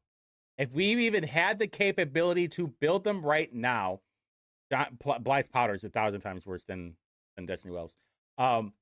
It would still take 5 to 7 years. 7 to 10 years to even build an SMR if we were even capable of doing it right now. There's nobody manufacturing them right now. The only 2 people that have them are China and Russia, and China is building a bunch of coal plants. This is what I'm telling you right now. Put the money on natural gas, because that's where we're going, boys. All right, let's talk about Bo-Buy. We got 2 more things. We're going to talk about Bo-Buy, and then we're going to talk about the co-op idea that is like the worst thing ever. Bo-Buy! Birch Buy, actually, not Bo Buy. His name's Birch Buy, just like Diego's real name is Caesar. He had announced that he was running for office the other day. Which day is that? That was on Monday. So he comes out there and he's saying, well, I'm running for office for blankety blank blank. We're going to play a couple of his, I was going to play his original, but it's too long. I don't really care that it's a minute and a half. You know what? Fuck it. Let's watch it. You know what? Let's just watch it. Hey, I'm Bo Bai. I'm a 7th-generation Hoosier, and I served our country as a captain in the United States Marine Corps. And now, I'm running to be our Secretary of State, to take on a corrupt office and fix a broken political system that doesn't serve us. The Secretary of State's office is exactly what's wrong with our politics. Oh, it's a Pacers shirt. Sure. The Pacers shirt. You can't see it because I'm blocking it. Oh, you still can't see it. Whatever. That doesn't serve us. The Secretary of State's office is exactly what's wrong with our politics. Instead of serving Hoosiers, that office has been used to cut backroom deals with our tax dollars, handing out perks to politicians and their insider friends. Hoosiers work hard for our money. It's being wasted. There's no accountability. We deserve a Secretary of State that works. Hey guys, look at me. I'm wearing an Indiana shirt. Hey, look, I'm totally relatable. I'm wearing a sports shirt. Hello, fellow sports bros. How are you? My name is Bo Bai. I'm running for Secretary of State. Would you like me to tell you about myself? Here's a roofie colada. For the people, not himself. So here's my plan. First, accountability for every tax dollar. I'll call out corruption, wasteful spending, and government abuse wherever we find it. Second, I'll oppose taxes that are crushing. Okay, what the fuck does this have to do with the Secretary of State's office? I'll oppose taxes that are crushing working families. I think you got the wrong office, bud. Working families. Third, I'll make sure elections are secure and fair. Fourth, I'll support thousands of new businesses that create jobs and fuel our economy. I'll serve just one group, you, the people, and I'll have one goal, the common good. I know what we're up against. The Secretary of State has a pretty good thing going for himself and his buddies. They won't give that up easily. But I'm a Marine, and we don't run from a fight. This is a standard Todd Young ad right now. We're all sick of self-serving politicians dividing us for their own benefit. Enough already. It's time to come together and focus on what unites us, our families, our faith, and our future. I was raised to believe public service is actually about serving the public, not your party, and certainly not yourself. So I'm calling all Hoosiers of any political party, join me. And together, we'll fix this. They got one with Zach Adamson. Drew, check this out. They got one with Zach Adamson commercial. Oh, I'm screenshotting this right now.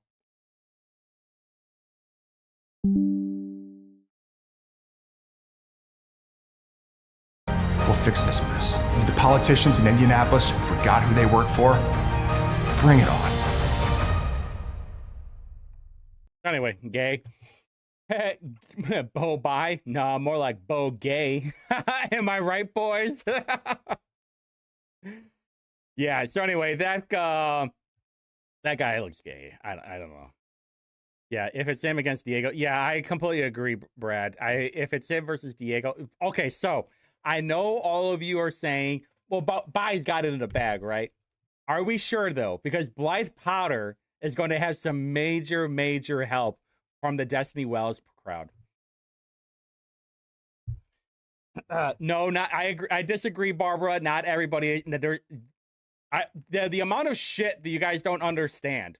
This is what happens when none of you have been homeless before, or lived in like blue cities, or watched homeless people set themselves on fire, or watched homeless people poop themselves. Like there are so many worse things than Diego that you have no idea. And if Bai does win, do not think that Bai is going to be running the show. He's a puppet. He is 100% a puppet for the regime.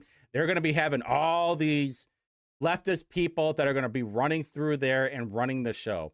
Now, if I'm Bo Bai, I would be worried about Blythe Potter, because Blythe Potter is basically another Destiny Wells. Somebody made a point. Somebody was talking to her or caught it, but from what I heard, Blythe Potter said Destiny Wells is more centrist compared to her. And if that's true, OMG, that's crazy. Destiny Wells would be more centrist compared to Blythe Potter, which would be fucking crazy. And the problem with Diego is that he's controllable right now.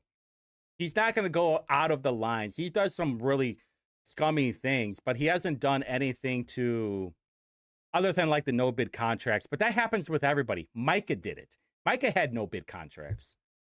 So I'm looking at the overall big picture of everything. Plus, like, this guy's not Bill Betty, obviously. All right, so moving on though, because I love this one. This is so far my favorite video from him. He's only had 2 videos, but this is my favorite one. First off, he starts it off with wearing a Colt sweater. Hey guys, Hey, I'm a sports guy person. I'm relatable, right? What next sports shirt is he going to be wearing next? That's what I want to know. An Indian, I'm going to guess he's going to be a fuel shirt or fuel jersey next time. Hey Hoosiers, it's Bo Bai. I'm running to be your next Secretary of State in 2026. I'm here at the State House at our rally in opposition to the partisan redistricting effort that's going on here. The Vice President flew in this morning from Washington, D.C. to try and pressure some of the legislators to do this nonsense. Mr. Vice President, Marine to Marine, you know this is wrong. It doesn't matter whether it's happening in Indiana, California, or Illinois. Voters should pick their politicians and not the other way around. This is exactly why people are fed up with politics. If you believe in a movement that puts power back in the hands of the people and not the insiders in the State House, join our team. BoBuy.com, sign up, volunteer. We're building a grassroots movement to take back this state. Thank you. Grassroots movement. I want to make sure that you guys understand Caitlin Clark. Oh my God, that would actually be really good. That he's wearing a female's name on his back. I've always said it that it's so fucking lame whenever I see a guy wearing somebody else's name on their back. If you're gonna wear like a Colts thing, well, like wear a Colts shirt, Marine to Marine. Yeah, it's so funny, dude. Does that just not sound completely written already? I would not be surprised if there were like poster board of like what he's supposed to say. I don't know where he is on the lawn. Where is he? I think he's somewhere in the front, right? I don't know exactly where that's at, but needless. Listen, Mr. President, Marine to Marine. And obviously he is getting demolished in the comments. Yeah, because how it started off, in a democracy, voters should choose their leaders, not the other way around. I'm running for Secretary of State. Well, first off, we don't live in a democracy, okay? And, man, he's just getting blown up in the comments. Pretty much, fuck you. Hoosiers have your number. Another Trudeau. I mean Castro, trying to get the female and the gay vote. I like this one. You're not a Hoosier. We don't believe you. I mean, just absolute mogging on here. Everything that has, like, a like on it. What a D-bag. Send this carpet bag and POS Democrat back to where he came from. Shut up, out of state Nepo baby. Oh, man. Civics education fail. Anyway, all right, so the reason why I point this out is because he's already getting national recognition from people like Greg Price. If you go to this guy's Harvard lacrosse profile, you will quickly see that he grew up in Washington, D.C., and went to the most expensive private high school in the city because his only connection to Indiana is being the son of the former senator. Big dude, 6'3". Yeah, performed community service at the Washington, D.C. Oh, yeah. Guaranteed. I said, so Gary Snyder had an interview with him like a month or so ago. I'm not sure if you guys watched it. He got more excited to talk about his brother working for the Colts and quarterback arm mechanics, and he had any interest in politics whatsoever. Somebody had like the most perfect quote. It was Shelton. Shelton was speaking at I think it was Shelton. Maybe it was somebody else. But basically it was, this is the way for the family to get back into politics, or the Democrats. This is how they take the back door into trying to take over Indiana, is using it through Obi, which I completely agreed with, because everybody's calling him. He's like, if he were to run as a Republican, he would win, which I completely agree with. And that's what the Democrats are betting on. They're betting on that his message is going to be like, oh, let's just do the moderate way. Hey, let's just, because he already said that he's okay with the voter ID law. But he was talking about ballot initiatives too.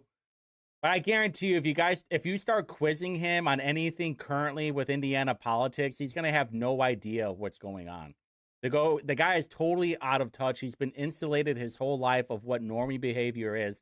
It's going to be like Mitt Romney going door to door in suits and be like, hey, I mean, he's got to be wearing like his normie clothes, because that's what the campaign people are trying to teach him how to do. Hey, try and talk like a normal person. But we all know this guy's banging tens and going to frat parties. It's so funny when you have like a Harvard educated person and he's like, we live in a democracy. But there are reasons for things to be worried about. Because I have been informed by people that there are people inside of the Indianapolis GOP that will be voting for Bo Bai. Confirmed, by the way. And I know who they are. I just can't say who they are. And Don Bates Jr. over here, I don't know who this guy is.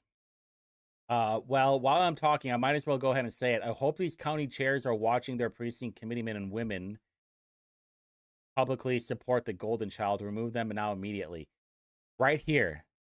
This is the most important word. Women.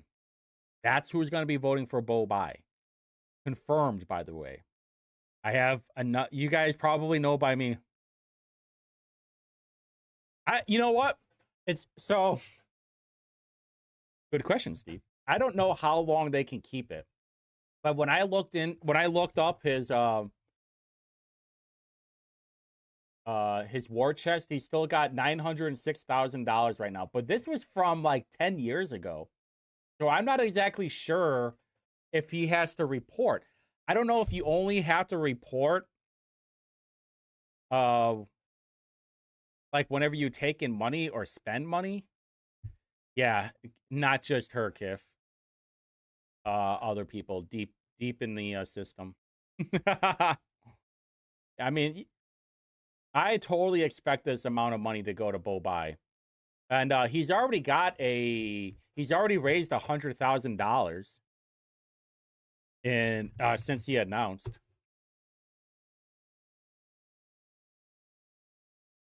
Yeah.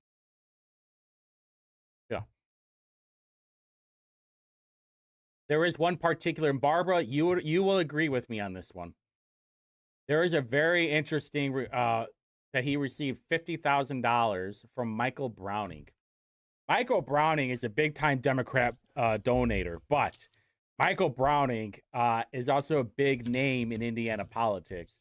He was the former lead, I think he's like lead coordinator or lead director for Duke Energy. He has Browning Investments. Browning Investments, I found out too, which I'm sure IndyStar will steal this from yours truly. But Browning Investments also has IEDC contracts. Load. And one of them, it looked like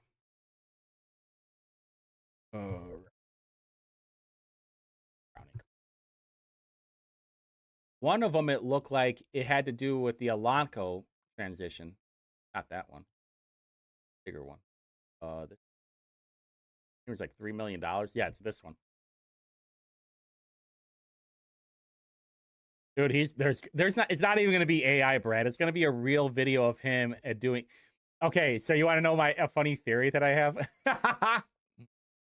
He's going to be okay, right here. Commencing 21st to 23, Browning shall fulfill the purposes of the agreement, assisting the IADC in performance of its duties set forth in a project agreement between IADC, Elanco, and a consolidated. So Michael Browning was basically helping Elanco get to Indianapolis, which for $3.8 million, that was the other Browning Investments. That's what I'm saying. Like, it looks like Browning Chapman is a different Browning. So I don't know. This one was from what, 2020 for $100,000. Contractor provided possesses and services to facilitate completion of the RFP for a contemplated confidential client project. Oh my God. Hey, Project Peanut Butter. What is Project Peanut Butter? It sounds sexy. Can I be Project Jelly? Can I be Project Strawberry Jelly? Let's see. Contractor has partnered with an IADC as partners and other advisors for initial proposal preparation period set to expire to 2020. All right. So is there an Exhibit A on this one? Barbara, I might need your help on this one. What is Project Peanut Butter? Is it Project Yummers? Facilitate completion RFP for the contemplated confidential client called Peanut Butter. The Project Peanut Butter. That's hilarious. I'm totally going to be tweeting that and Facebooking it tomorrow probably. All right, so Michael Browning donated $50,000. So as far as I can tell, he's never voted. He's never donated that much since, like, I don't know, 20 years ago, I think. when I checked the Indiana campaign site. Now he did give like $25,000 to Andre Carson, if I remember right. I think yeah, here it is. This is going to be next year. I can promise you, it's going to be a very expensive. All the political people, all the campaign people are going to get paid so much fucking money. It's going to be crazy from all the primaries. Oh, that's not what. Wait, there's a Justin Michael Brown. I think it's G. That one. I think it's this one. Enhance. Yeah, right here. Oh, yeah. Okay, so wait, I take that back. He donated $25,000 to the Indiana Democratic Congressional Victory Committee. That's what it was. But he did give money to Andre Carson, if I remember right. This year for $3,500. Right there. I wonder how much that Hornato guy is. Jorge Hornato. 100. Oh, that's not bad. You know, he's raised $117,000. There we go. And he gave him. I bet he gave himself a $40,000 loan. That's not bad, right? I mean, he still got a lot of time too. Officially filing isn't until February for the congressional candidates, so got plenty of time. Wonder who's giving him money. Self. Wait a minute. First name. Oh, Act Blue. No oh, wait a minute. Oh, that's funny. No way. Hold on. No way.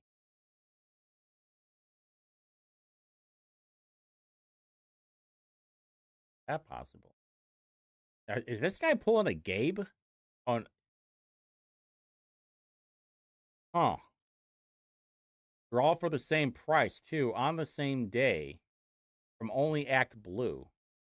This is really weird, right? Everybody in the chat, are you watching this right now? So he basically loaned himself $40,000. But then, look at all the numbers. They're all the same, and they're all coming from the same date. It could have been like some kind of fundraising, but the 10-065 is weird. And the fact that the source name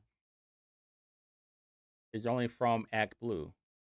Earmarked conduit details. Conduit contribution limit not affected. But they're not saying who it came from. This is really weird. Because then it's the same on... When it goes to April 13th, it's all the same number. Are they pulling a Gabe? It's all the way on the right. Bro, I can't really move. Yeah, it's all the same number, and it's all from Act Blue. Oh, here we go. We got a couple of people. Thomas Alton. And see, this is how it's supposed to look like. Here's the thing, though. When you donate to somebody, no matter what, you're giving their name. Thomas Alton. And it's all the same numbers. It'd be different if it was like, oh, I'm only going to give you $50 or something, or like $1,000, $1,200. Act Blue answers your questions. Yeah, I mean, I don't understand this. This is really weird. This one's in New York. Dude, what? Hey. What if Jorge Hornado is pulling a Gabe Whitley? I don't know. I'm just saying. It looks weird, right? It does look weird. I'm not the only one who thinks this looks really weird. You have the same number getting deposited on the same day. Now, you can make the argument that there was some kind of fundraising thing, but for it to be the same number, that's even more weird. Like, and then there's no name on there, too. There's a couple of them, like, there's another and James Gallico's not employed from Philadelphia. Dude. Gabe is still getting his poop pushed in prison, I think. An art curator from New York giving $3,000. Are any of these people real? Hold on. Let's find out. Let's do a little witty investigation right now. I want to know. Yeah, so many identical entries is right. On the same day for the same amount. Well, she's an art curator, right?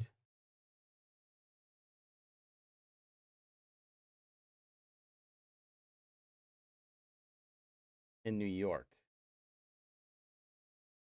Is this lady?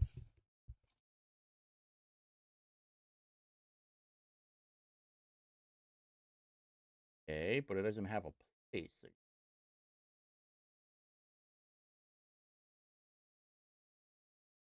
Okay.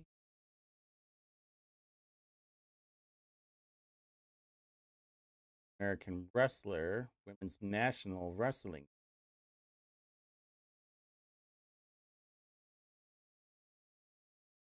I don't know. I don't know if they're the same person, by the way.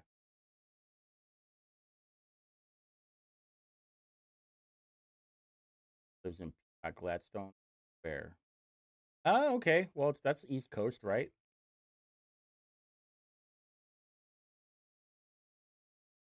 New Jersey. Okay. That could be a real person. Okay, might be a real person. But anyway, going back to what I was saying, though, it's going to be a very expensive primary. And by the way, yes, you need to be paying attention to your precinct of women and committeemen and women, mostly the women. Okay. There is going to be, I already know it too, is that there's going to be a huge problem with in Indianapolis. In Indianapolis, you're going to have a problem too with the young Republicans of Indiana. All the women in there. You're going to have a problem with all the women lobbyists that claim to be Republicans as well. And it really comes down to they just want to fuck them. They're a bunch of insecure women. And they're like, I wonder if he'll date me. Oh my God, he's so cute. He's so dreamy. It's so gross is what it is. Gotta watch out for the lobbyist women too, because they're going to be snail trailing everywhere. All right, last thing for the night. And then, I'm going to look at, if you want to stick around, we'll look at some lobby stuff. I was at the city county meeting on Monday, and one of the things that they talked about was about the AES utility rate increase, which was fine. Now, Jesse Brown and Jared Evans, they from Jacob Stewart from Indy Star, Jesse Brown and Jared Evans expressed support for buying AES Indiana and turning it into a co-op. Josh Bain supports the idea. Michael Paul Hart also spoken positively about it. And Boots for Indy says utilities should never be for profit, agreeing with co-op ownership. This is retarded, okay? And anybody that agrees with this is retarded. And I'm going to tell you why. The idea of a co-op in Indianapolis is a terrible idea, because how does a co-op work? Well, everybody gets a vote. Anybody that is a utility rate payer gets a vote. Now, you're going to have a board, and you're going to be able to vote for that board. Well, so you're going to tell me that I have to trust. By the way, I know AES is full of shitbags. I completely recognize that, but we're all going to have to choose our shitbag sandwich. And we're going to have to decide, do we want the AES to be run by what we have right now, privately owned utility, or do we want it to be run by a bunch of people that voted for Ryan Mears and Joe Hogsett a third time? Will it be Ryan Mears a second time? That's what you have to ask yourself.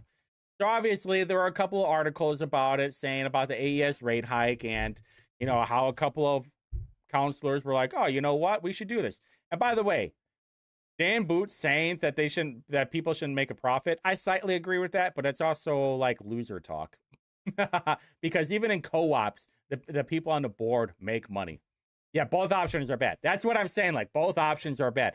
No matter what, you're fucked. But how bad are you going to get fucked, and how are you going to get fucked? Am I going to have my ankles pinned behind my head, lay me on a bed of nails, and you're going to raw dog my asshole? Or are you going to buy me a drink and then give me some roofie coladas so I won't have to be hurting when my beehole is expanded? That's all I'm going to say. It would be a very bad idea. And I'm going to explain why. There's actually a lot of math involved. There's a little bit of math on this. Not just the idea that we're going to have a bunch of Jesse Brown type people or like Mamdani people running this board where they'll say, you know what we should do is that we're going to have to raise the rates up for white rich people, and then you allow them to be subsidized for all these welfare kings and queens. It's not just that. And the really where this whole thing stemmed from was the idea that BlackRock GIP might buy AES for $38 billion. Now I think it's in the article, I think it actually talks about, crap. I know that it's not that BlackRock directly is GIP that kind of runs BlackRock, because we have laws in Indiana where BlackRock, we're something to do with BlackRock where we don't invest or we don't deal with them. Yes, and special power, that is also another point to the co-op, which I've had a co-op when I lived in Johnson County with REMC. So I understand the whole idea. All right. And I actually had to go back because I remember looking up like what co-ops were like months ago when I started getting into the energy thing with SMRs. Now, where is it? Is this it? Okay, yeah.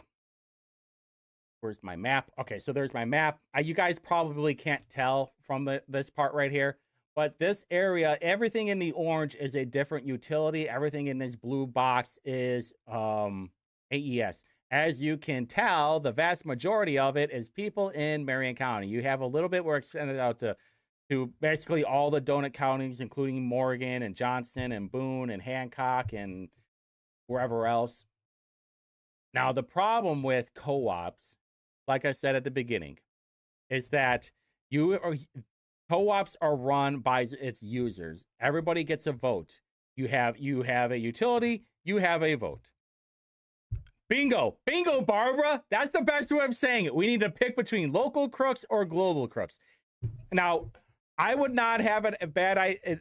Let me keep going on this though. So like in here, the voting rule, most co-ops use one member, one vote, not votes weighted by how much electricity that you buy. That's a core cooperative principle. Now, how are the elections run? And I'm just giving you the regular Chat GPT generic version of it. I'm sure everything will be different if you get into the details of how your co-op wants to work, but this is basically how it works. Now, you can do ballots. How are the elections run? The exact process, nominations, ballot method, whether voting in person, by mail, electronically, or whether cumulative voting is allowed, is set out in the co-op's bylaws. Now, my always question is, well, who writes the bylaws? Because the board is probably going to write the bylaws. Well, you have to vote for the board, so you have to have a generic set of bylaws of how the voting is done. But unfortunately, the board will be able to change the bylaws, right? That's what I'm saying. It's the people that control it, that control the rules, and then you have to follow their rules. Now, the board size is different from however many. The most important part is how big the co-ops are. Where is it? Because the co-ops are mostly for smaller areas. Like when I lived in Johnson County has as many people as Wayne Township. Wayne Township has a little bit less, but it's just giving you reference to it. Where the freak is it? I had it here. It's more from people. Reference caveat. Anyway, hold on. Co-ops by size. How many people are in co-ops compared to?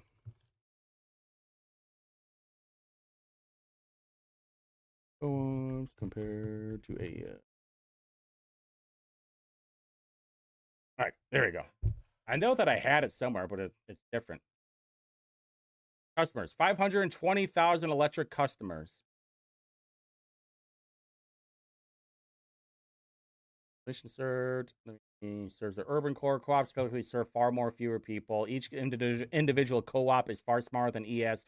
Most serve 10,000 to 40,000 people. I know that I had like an actual Boone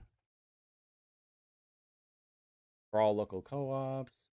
Oh, there it is. Okay, boom. That's just what I was looking for.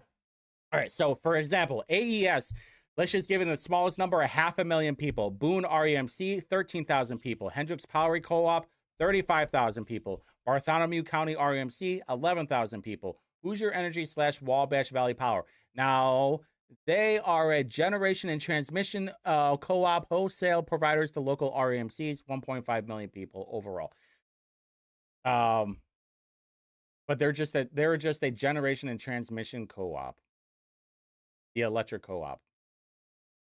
1.5 million people. The problem with all of this stuff, which is going to be my biggest argument, is that when you have such a large amount of people that you are serving, and then the people that are running the people that serve you are going to be all assholes. You imagine a bunch of Jesse Browns running AES on the board of the AES, because that's what you're going to get. That's what you're going to get, because, and then not only that, but then they get to decide of where they should be saying, how should our electricity be produced? Should it be by renewables? Should it be by coal or natural gas? That's who's going to decide on that, is the board. Now, there is an argument that co-ops could be cheaper because all the money that you make off of it is going to be put towards infrastructure. But last I checked, I think it was Johnson REMC. They're a nonprofit. This was like a year ago that I was looking into this. And I think that one of the board members was getting paid $175,000. And I know what you're going to say, but the guy who owns AES, which is the AES Corporation, AES Indiana, gets a $1.3 million base pay. Plus he has stocks, which, you know, and then he gets bonuses, and it turns into like $13 million. How many, actually, for Johnson County RMC?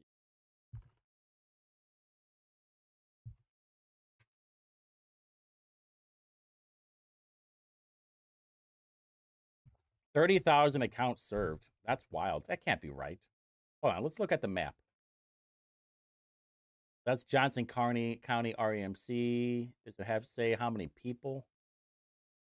No.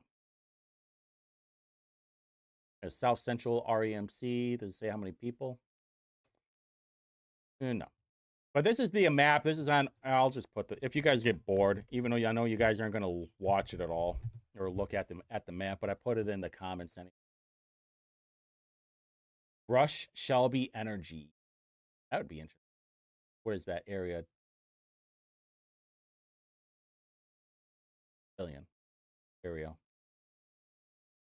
Not people, though. Yeah, 2 billion people. Didn't you know? But that's my biggest argument, is that it's way too big. The only way for it to work is that you would have to separate the co-ops, probably by county. And actually, there was an interesting discussion that I was part of last night about splitting the townships into different counties, which it's hilarious even to think about. It'll never happen. But then I was like, well, maybe Ireland was right. And then I was like, sort of, but not really. But there is always a give and take to it. So Ireland had this bill that each county was going to have their own prosecutor. Now, I didn't like that, because you could have somebody 1,000 times worse than Ryan Mears running one of these prosecutor areas, and then they will just how much money it would involve too. Like Wayne Township has its own small claims court. All these other areas have their own courts of how they do things. They have their own township trustees. So how would that work? I mean, the logistics would be kind of wild, but just the idea of each township having their own prosecutor. Can you imagine, though? Because all these areas are going to turn blue eventually, and then it'll just leak down to Johnson County. And we're already seeing that now, where all the consequences of Marion County are leaking into the donut counties. That each place is going to have their own prosecutor. But it'd be the same idea with the co-op, because you have, 6 out of the 9 counties are Democrat trustees. The bottom side of it, they're going to say, oh, yeah, give me more coal or give me more natural gas. And all the rest of them are like, well, maybe we should invest in more solar power or wind power. Maybe that's what we should do. And then not realizing like, oh, wow, that's really expensive. And then you have maintenance to it.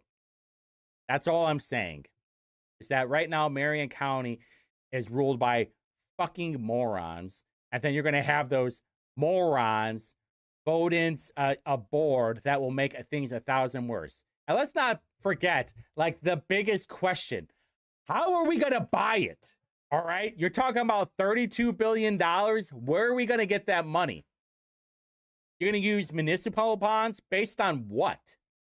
At least for like the Signia Hotel, you're using revenue bonds. So we're not taking any revenue money from that property and for like the next, we're not for until like 40 years. I think it's like 2070. That's when the basically the loan is done. I think it was a 40-year loan, 40-year bond, however you want to look at it.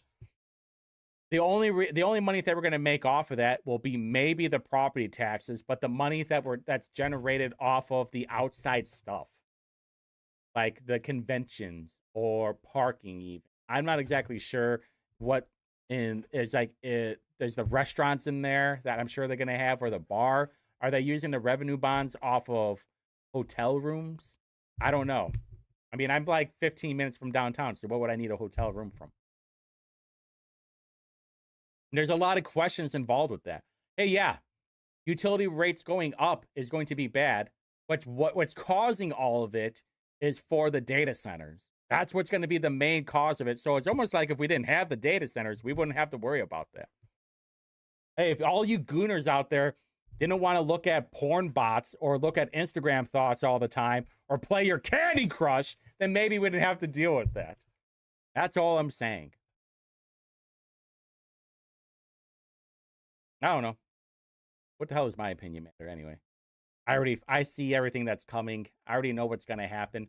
This map is really all the different co-ops and shit. It's really interesting. There was a better map. Yeah. This one showed it a little bit better how you have Duke Energy. You have Indiana, Michigan Power, NIPSCO, CenterPoint, AES, NIPSCO, then Indiana Power, CenterPoint. It was really funny too because I don't know if you guys saw that Ed Soliday thing where I have to finish watching the rest of the meeting too of the IRC. I'm on vacation this week, by the way. I'm on vacation this week. Yet I'm doing an engine on a car that I bought. That's actually why I'm debating if I should go downtown and walk around or if I just go back to working on the engine, because I was working on it, but I was like, damn, David Shelton's going to be speaking at this event. I want to go watch it, see how he's evolved over on his presentation. They want fewer people in the area so more data centers can thrive with zero complaints. Oh yeah, that's what 100%. I mean, no doubt on that. They want less people. They want it in rural areas. Actually, hold on. So this is where I think where they're going to be having the data centers, or over here. Now, something that people will be hold on. Okay, that'll work. So this is from the IADC. This is where they have their Flex Strategic site and Excel Tech Mega site. Something that you guys are going to be hearing in the very near future, if you haven't heard it already, is about quantum corridors and how that's going to play into all the IADC stuff.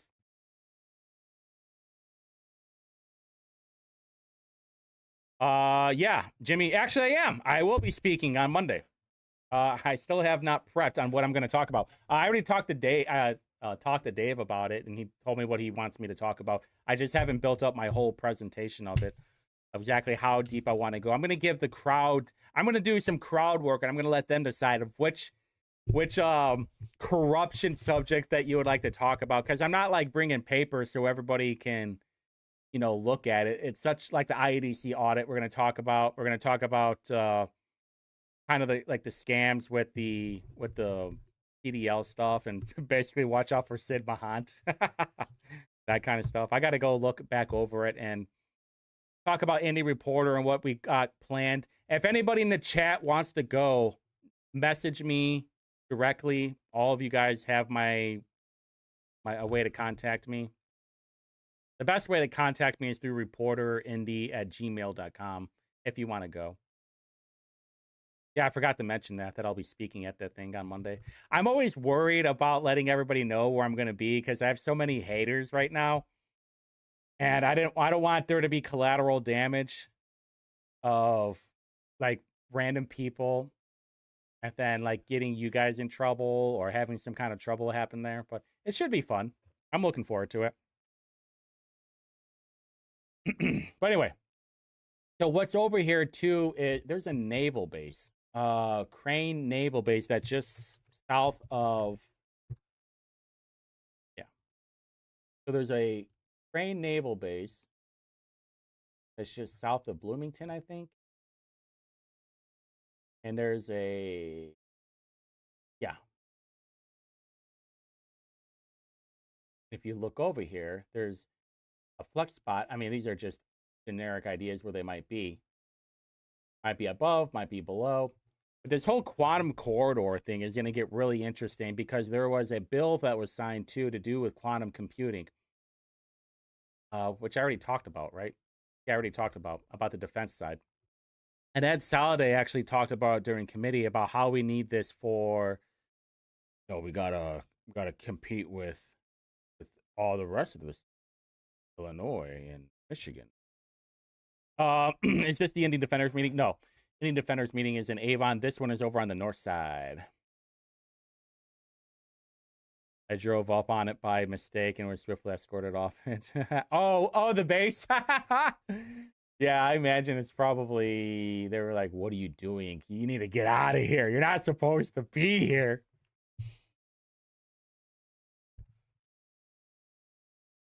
Oh, yeah. Yeah, quantum computing is new. It's just going to be the next thing. And actually, let's look at it real quick. Let's look at quantum, shall we? And see what bills there were. I wonder if there's anything on corridor. Computing? Quantum. So Soliday had authored the bill. Then it was sponsored by Oldman, Koch, Buchanan, Lonnie Randolph, Goog, and Justin Bush. Co-authored by Carolyn Jackson. Yeah, she's a Democrat. Because in that quantum corridor, it's in Hammond. So I think it's going to start off there. And it's just going to go all the way down 65. And then all the way down 69. Which I'm not exactly sure how the whole thing is going to. Oh, yeah. Yeah, apparently Andre Carson had a rap career and he was known as the Juggernaut. So if any of you guys want to go and research that, go for it. I'm pretty sure there's a YouTube video of it somewhere, too. I'd be surprised.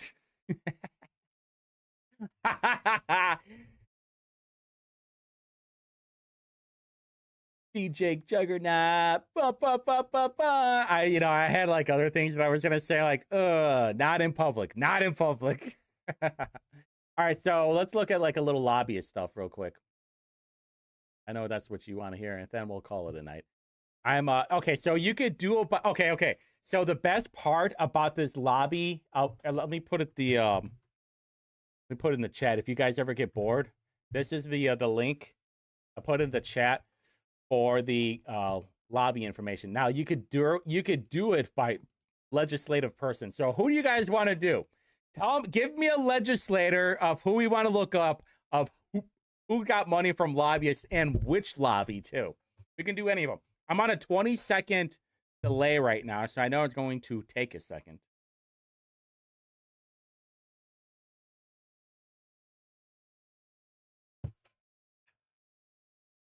Drinking a lot of water today. I looked up Moed before. Who is let's look up Gore. Oh, actually, I know who I want to look at. Let's look up Pat Boy. Trisha Boy. Who's she been talking? She's retiring next week. Indiana Energy Association. Reliable energy. No kidding. Reliable energy. You don't say. Don't say. Wow. Look at all the people that they took out for dinner. $4,000 worth of dinner from Reliable Energy. Funny thing about Reliable Energy, by the way. Let me just tell you. Reliable Energy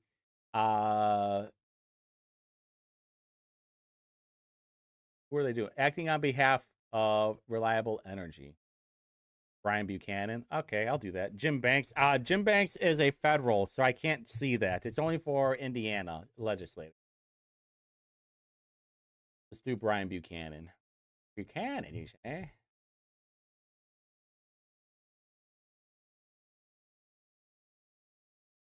Did I get it right? Yeah, okay.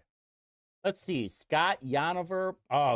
Pacers. Oh, that was probably the jersey. Got small and rural school. Centerpoint Energy. Biotown AG.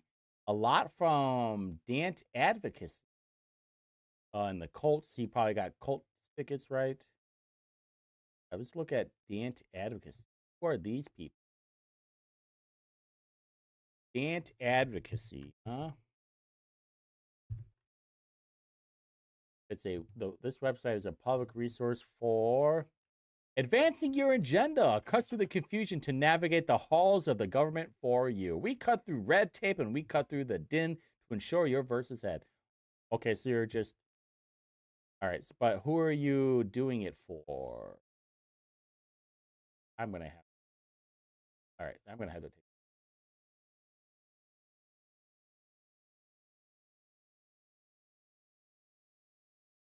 All right. Wow, look at that.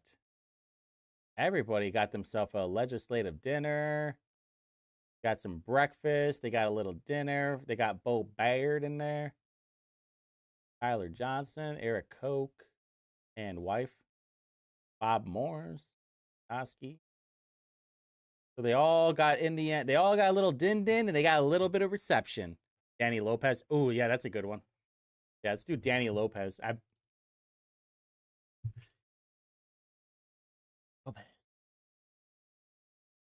Pacers. Well, he used to work for the Pacers, so that okay. Joy Fox Consulting.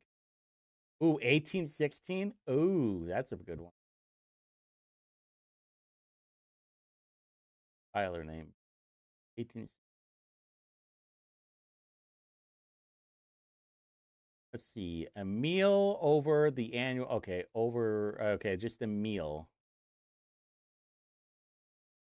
Who is this person? Bush. Ella. Who are these people? They aren't legislators. Who are they? Who are?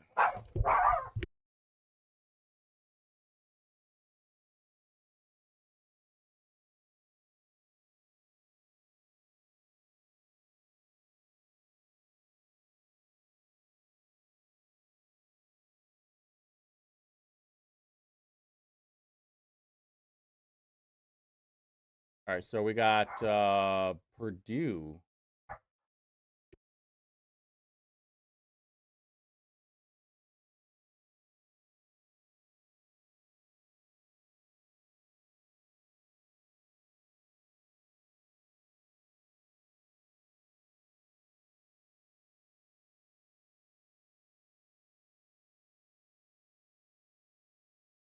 Ooh, Scott Baldwin would be a good one too.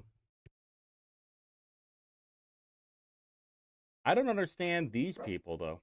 Yeah, I know. Fucking dog. You know what's happens because the Jeep next door will go through the driveway and he automatically thinks someone's going through my driveway.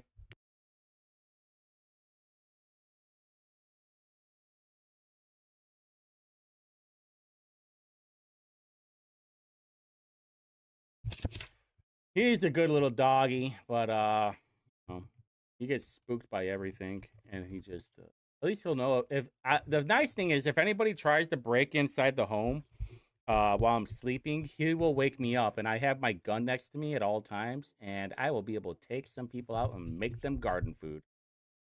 All right, so we got Scott Baldwin. Bring the dog. Who's a good boy? Yeah, he is a good boy. It's actually his birthday this month too. He'll be 11. Birthday next week.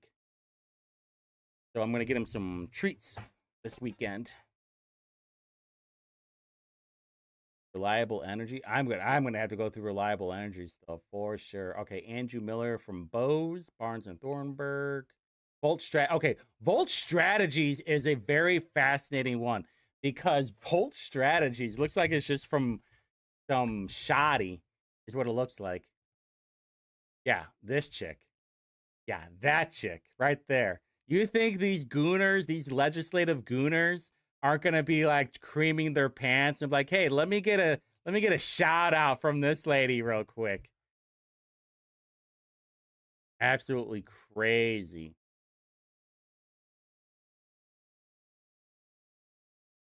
But it had all the people on there. Moed's on there too. They all got meals and drinks.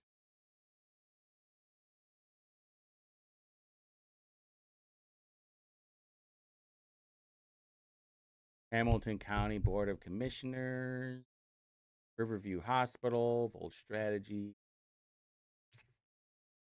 You know, the usual. Oh, what the hell? The amount of money these people spend, too, is pretty wild.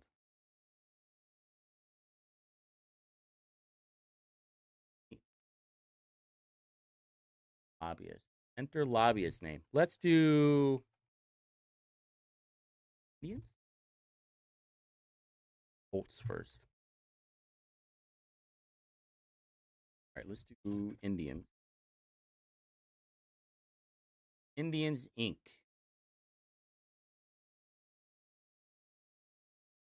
Actually, total pass, by the way. Yeah. I'm not feeling that. No, thanks. Annetta Becker. Okay. We'll check that person out. Dude, you know, like women like that, just not good for society. I'm just saying. Like all these, you know, you probably wouldn't be surprised, but there are so many whores inside the Republican Party. It's just been unbelievable. Hey, Volt Strategies right away.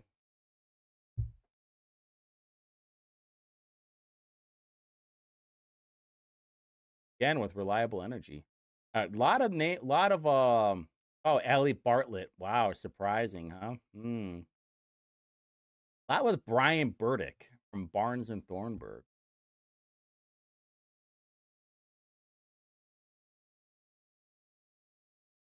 Total pass. Yeah, there's not. I mean, that would have to be a Bohachik challenge for me to hit that, Drew, and more.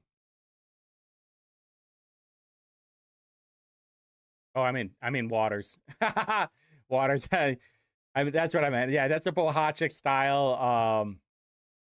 The only way that I'd say not pass is I'd have to be entirely intoxicated, and by then my dick wouldn't be working, so I had to put like a popsicle stick to hold it up, like a splint for a broken arm. Let's see. Wait a minute. Not Baldwin. Yeah.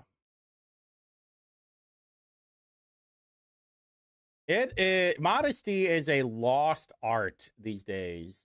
There are so many cheating whores out there right now, and it is so annoying. Okay, so here we go. Got a Criminal Code and Homeland Committee dinner. Dinner at Hoosier. Oh, cool. Dinner at Hoosier Idol. That's so awesome.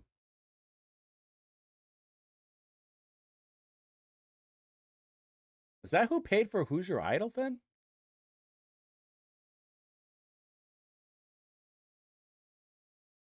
Yeah, we'll do Bob Baining. This is interesting. Dinner at Hoosier Idol. Cindy Carrasco. From the prosecuting. Oh, IPAC. No, this is Association of Indiana Prosecutors. What is. No, I thought this was IPAC.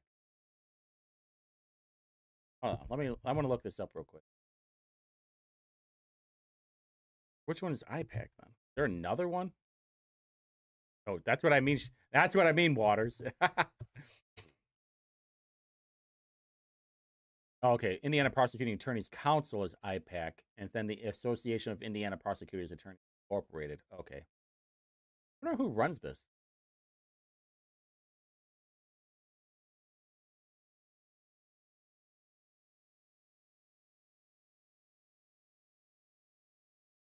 Richard Hertel. Okay, we got 3 directors. A nonprofit. Yep, it's a nonprofit.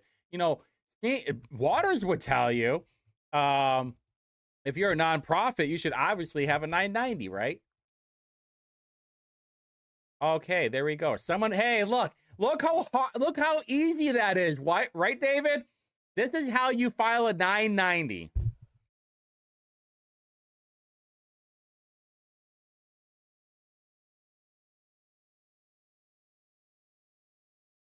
Under there. Further the common interest of prosecuting attorneys of Indiana by furthering law. By Rodney Cummings. Name and address of principal officer Rodney Cummings. Doesn't Rodney Cummings sounds very familiar. Lobbying for legislation to enhance law enforcement. Conduct training for prosecuting attorneys and their deputies. That's interesting. All right, what was the Bob Baining? She needs to, yeah, get off. Bye-bye, whore.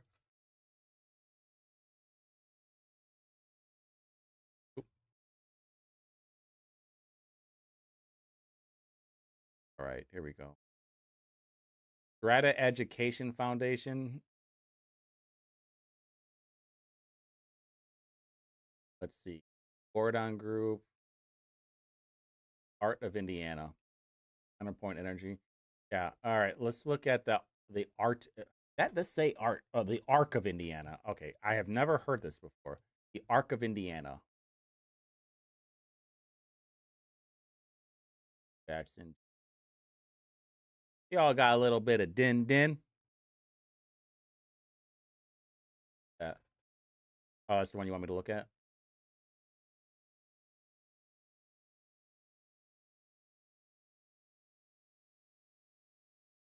Is that code?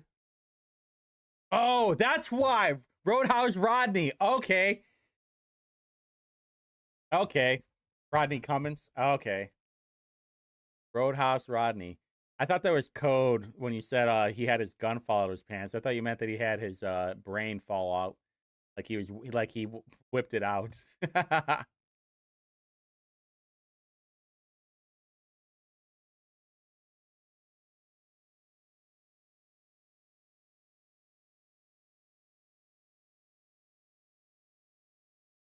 Oh, this was 2023.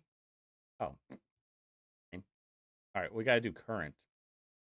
All right, so this year he only had 1, 2, 3, 4 times. So we had Strata Education Foundation.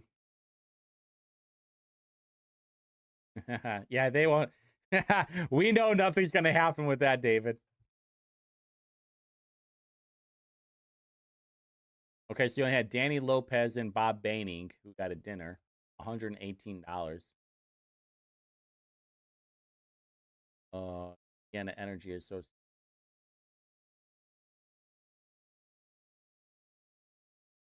Oh, I already talked about this.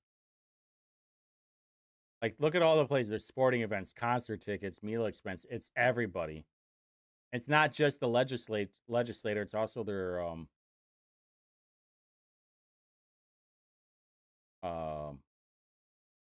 family too.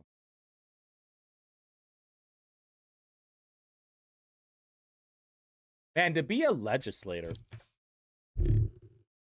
who's a cover-up?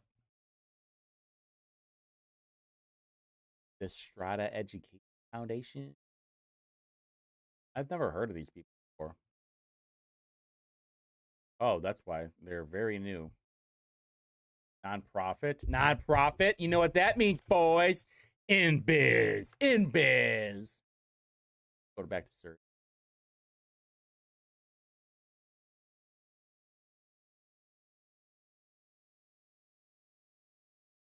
All right, I don't know who these people are. President of. All right, let's look this guy up. Boom, bam, bam, boom. Okay, so there's an actual website for the Strata. Connecting education with opportunity. All these women have FUMPAs, too. You never noticed that? They all have FUMPAs. Like, This Mexican chick is probably pregnant right now. Look, we're just talking like two regular people. Notice there's like no white people too, except for maybe this white liberal chick.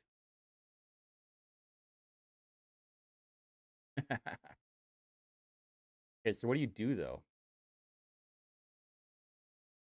How we work. Okay. Give me the about. There we go. Hello, my friend. Tell me about your work. Oh, this website is terrible. Holy shit. Filled with nons.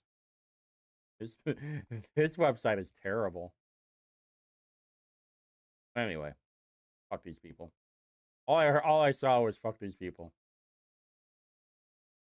All right. I think that's going to be enough for me for tonight. Don't forget for the Tuesday show. I don't know what I'm going to talk about. I got to do a lot of research too. I got to prep for Monday, so I might just go and start working on the engine again so I can get that thing rolling for Monday. Gotta go. I have the speaking on Monday. I gotta figure out what I'm gonna say, and I still don't know what I'm gonna talk about for Tuesday show. I'm sure something will show up though, as it normally does. I'll just talk about nonsense like I normally do.